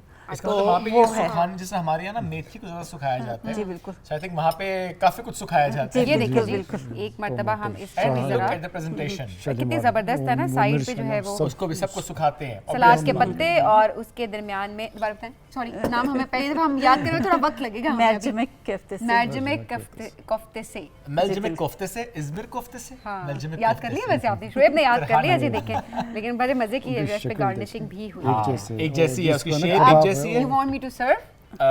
प्लीज। प्लीज। अच्छा जी, आप उस प्लेट में भी वैसे खा ही सकते इसको हैं। पहले ये है ना ना, इसमें ये एक निकाल पत्ता देना। लेंगे ये आप, जी, प्लेट ना करा और आप सर्व करें वैसे किस तरह से, इसको जो आपने पत्ते की ये बात करना करें। है ठीक है। ऐसे, और इसको इधर से ये लेंगे, पत्ते के अंदर ठीक है। रखा। और ऊपर में नींबू छिड़का। ओहो, अच्छा पूरी प्रेजेंटेशन, हम प्रेजेंटेशन को कह रहे थे, पर उनका इनको ट्राई कराएं फिर मैं जरा। आप इसमें रखें। अच्छा, ये जरा Thank जूम you. अब इनका बनाएं खाना खाते। It looks very nice. Try, मैं जरा इसको खुद ट्राई करती हूँ। ये लेना है, हाँ जी, इसके ऊपर ये रखना है, मैं इसको हाफ कर लेती हूँ। एंड और देन लीमन। उसके ऊपर आपने Amazing. छिड़कना है। ओके जी, लेकिन बहुत ज़बरदस्त है। आई मीन अगर मुझसे पूछे आप सारे डिश में तो this सबसे is top. चाहिए मतलब वही बहुत अच्छी थी, पर ये तो कमाल, लाजवाब। वाकई में। Again it's very different. ये आपको पाकिस्तान में किसी से मिलती जुलती डिश लगेगी नहीं। और ये गर्म खाते हैं, ये ठंडा होता है, अच्छा, इसकी खाते ठंडा है। ठंडा खाते हैं। ठंडा वो गरम खाते हैं और ये ठंडा खाते हैं। वो तो खाना है ना में इनके यहाँ खानों का ये भी है, कुछ खाने ठंडे खाए जाते हैं और कुछ खाने गर्म खाए जाते हैं। ठंडे खाने में सब्जियां वगैरह ज़्यादातर जिसमें जैतून ठीक का है। तेल होता है, उसको या सुबह से पकाया जाता है अगर आपने शाम को खाना है, अगर दोपहर का खाने में आपने इस्तेमाल करना है वही खाना, तो रात को पका के रख देते हैं तो अगले दिन दोपहर को है ना खा Okay. सकें उसको। ये भी बड़ी साइंस है। इसके पीछे क्या लॉजिक है वैसे, कुछ खाने ठंडे और कुछ खाने गर्म? एक तो उसके तेल की वजह से है, दूसरी Okay. बात यह है कि जो जितने भी हमारे खाने हम सर्दियों के लिए तैयारी कर रहे होते हैं, अच्छा। क्योंकि हम पहले तो खाना बदोश लोग थे और जब सर्दियाँ आती थी कुछ नहीं मिलती तो आप थी, store सारी करते चीज़ों हो। की हाँ, खुशबू स्टोर इतनी अच्छी लग करते रही है, थे, मैं सारी बार-बार चीज़ें सूंघ उसके रही हूँ। मुताबिक तैयारी है, उसके मुताबिक अभी भी ऐसा ही है। अब खाना बदोश नहीं है, लेकिन जो हमारी रस्म रसूमात उसको आपने कैरी ऑन किया हुआ है। जी, प्लस अभी अब तक है। डेवलप भी एक चीज हो चुकी है कि अच्छा कौन से खाने किस तरह से खाने हैं, कितने ठंडे कितने गर्म करके खाने हैं। उस तरीके से वो डिपेंड कर रहा होता है। अच्छा जी, अब जरा मीठे की तरफ आ जाए। आखिर में हम कहते हैं ना, हम मीठे की तरफ आते हैं, तो अब ये कुछ बड़े डिफरेंट, मतलब ये मिलती जुलती चीज लग रही है यहाँ की। असल में जायके में नहीं मिलती जुलती। नहीं मिलती? अच्छा, नहीं। इसका क्या नाम है? इसका नाम शक्करपारे है। शक्करपारे। और- मैं यही कह रही थी, देखें। पाकिस्तानी किस डिश से सभी मिलती है? ये मिलती है बस। किस डिश से मिलती है? मिलती है बस। मिलती है है क्या? कैसे बनती है? उसमें शीरे वाली मिठाई है ना, तो शीरे वाली मिठाइयाँ तो आपस में मिलती जुलती होती है ना। ये हाँ, वो जो हमारे होते हैं ना, अमरस्से होते हैं या क्या, उससे हल्की अमरती फुल्की, वो की क्या तरह बोलते हैं उसको? अमरस्से बोलते हैं ना? अंदरसे भी होते हैं, अंदरस्से वो वो तो थोड़े गोल होते हैं। गोल होते हैं ना, लेकिन मैं शक्ल के पर्सपेक्टिव से कह रही हूँ कि मिलते जुलते हैं। I don't know might be about wrong, माफ कर दे मुझे फूडी लोग सारे। बताएं इसे किस तरह बनते हैं? ये असल में रमज़ान में मिठाई के जैसे सूप शुरू करते हैं खाने को और आखिर है ना मिठाई पर ही ख़त्म होता है। Okay. तो मिठाई में ज़्यादातर या होता है गुल्लाज, रमज़ान की मिठाई है वो मुझे बहुत गुल्लाज, पसंद है। पसंद और है आपको? उसकी बहुत एक ज़्यादा। पूरी हिस्ट्री है, उसका थोड़ा सा मुख्तसर सा खलील बताएं, फिर हम Please. आपको इसके बताएं बारे जी। में बताते हैं, गुल्लाज के वो बारे में। जो बनाते हैं ना, तो ज़्यादातर आपको पता है, मुझे नहीं।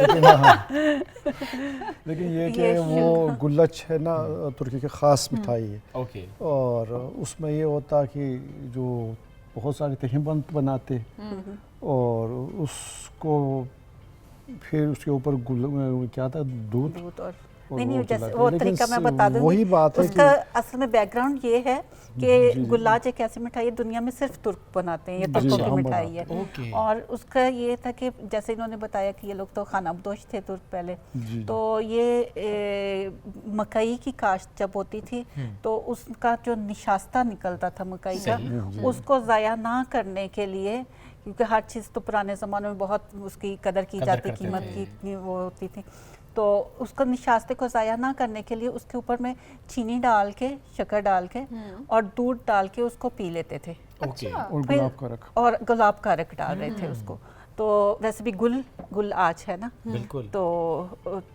उससे डेवलप होते होते उन आगे चल के ये हो गया कि वो निशास्ते में थोड़ा सा आटा या मैदा ओके। डाल के फिर उसके बारीक बहुत बहुत उसके बहुत बारीक होते हैं, जैसे हमारे पापड़ होते हैं ना, पापड़ों से भी बारीक पापड़ की तरह होते हैं।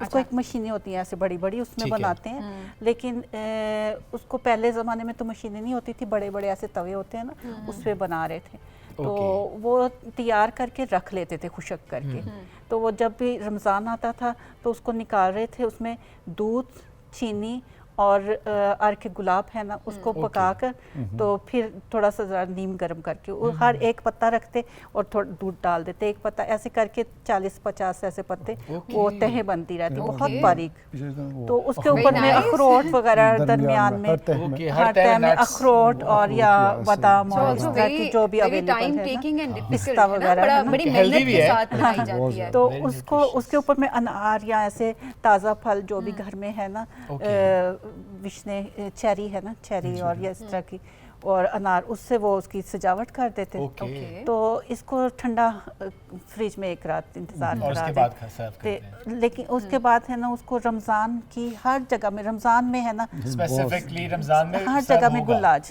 है।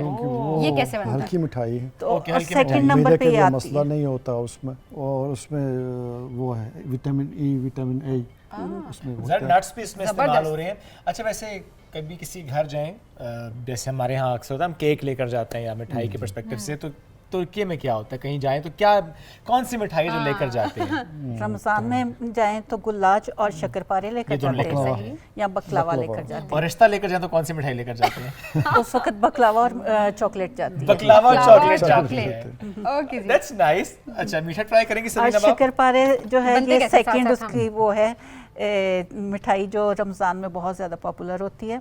इसको लेकिन घर में बनाते हैं, और इसकी जो ये किस्म है ना, इसको मैं घर से बना के लेकर आई थी वहाँ से।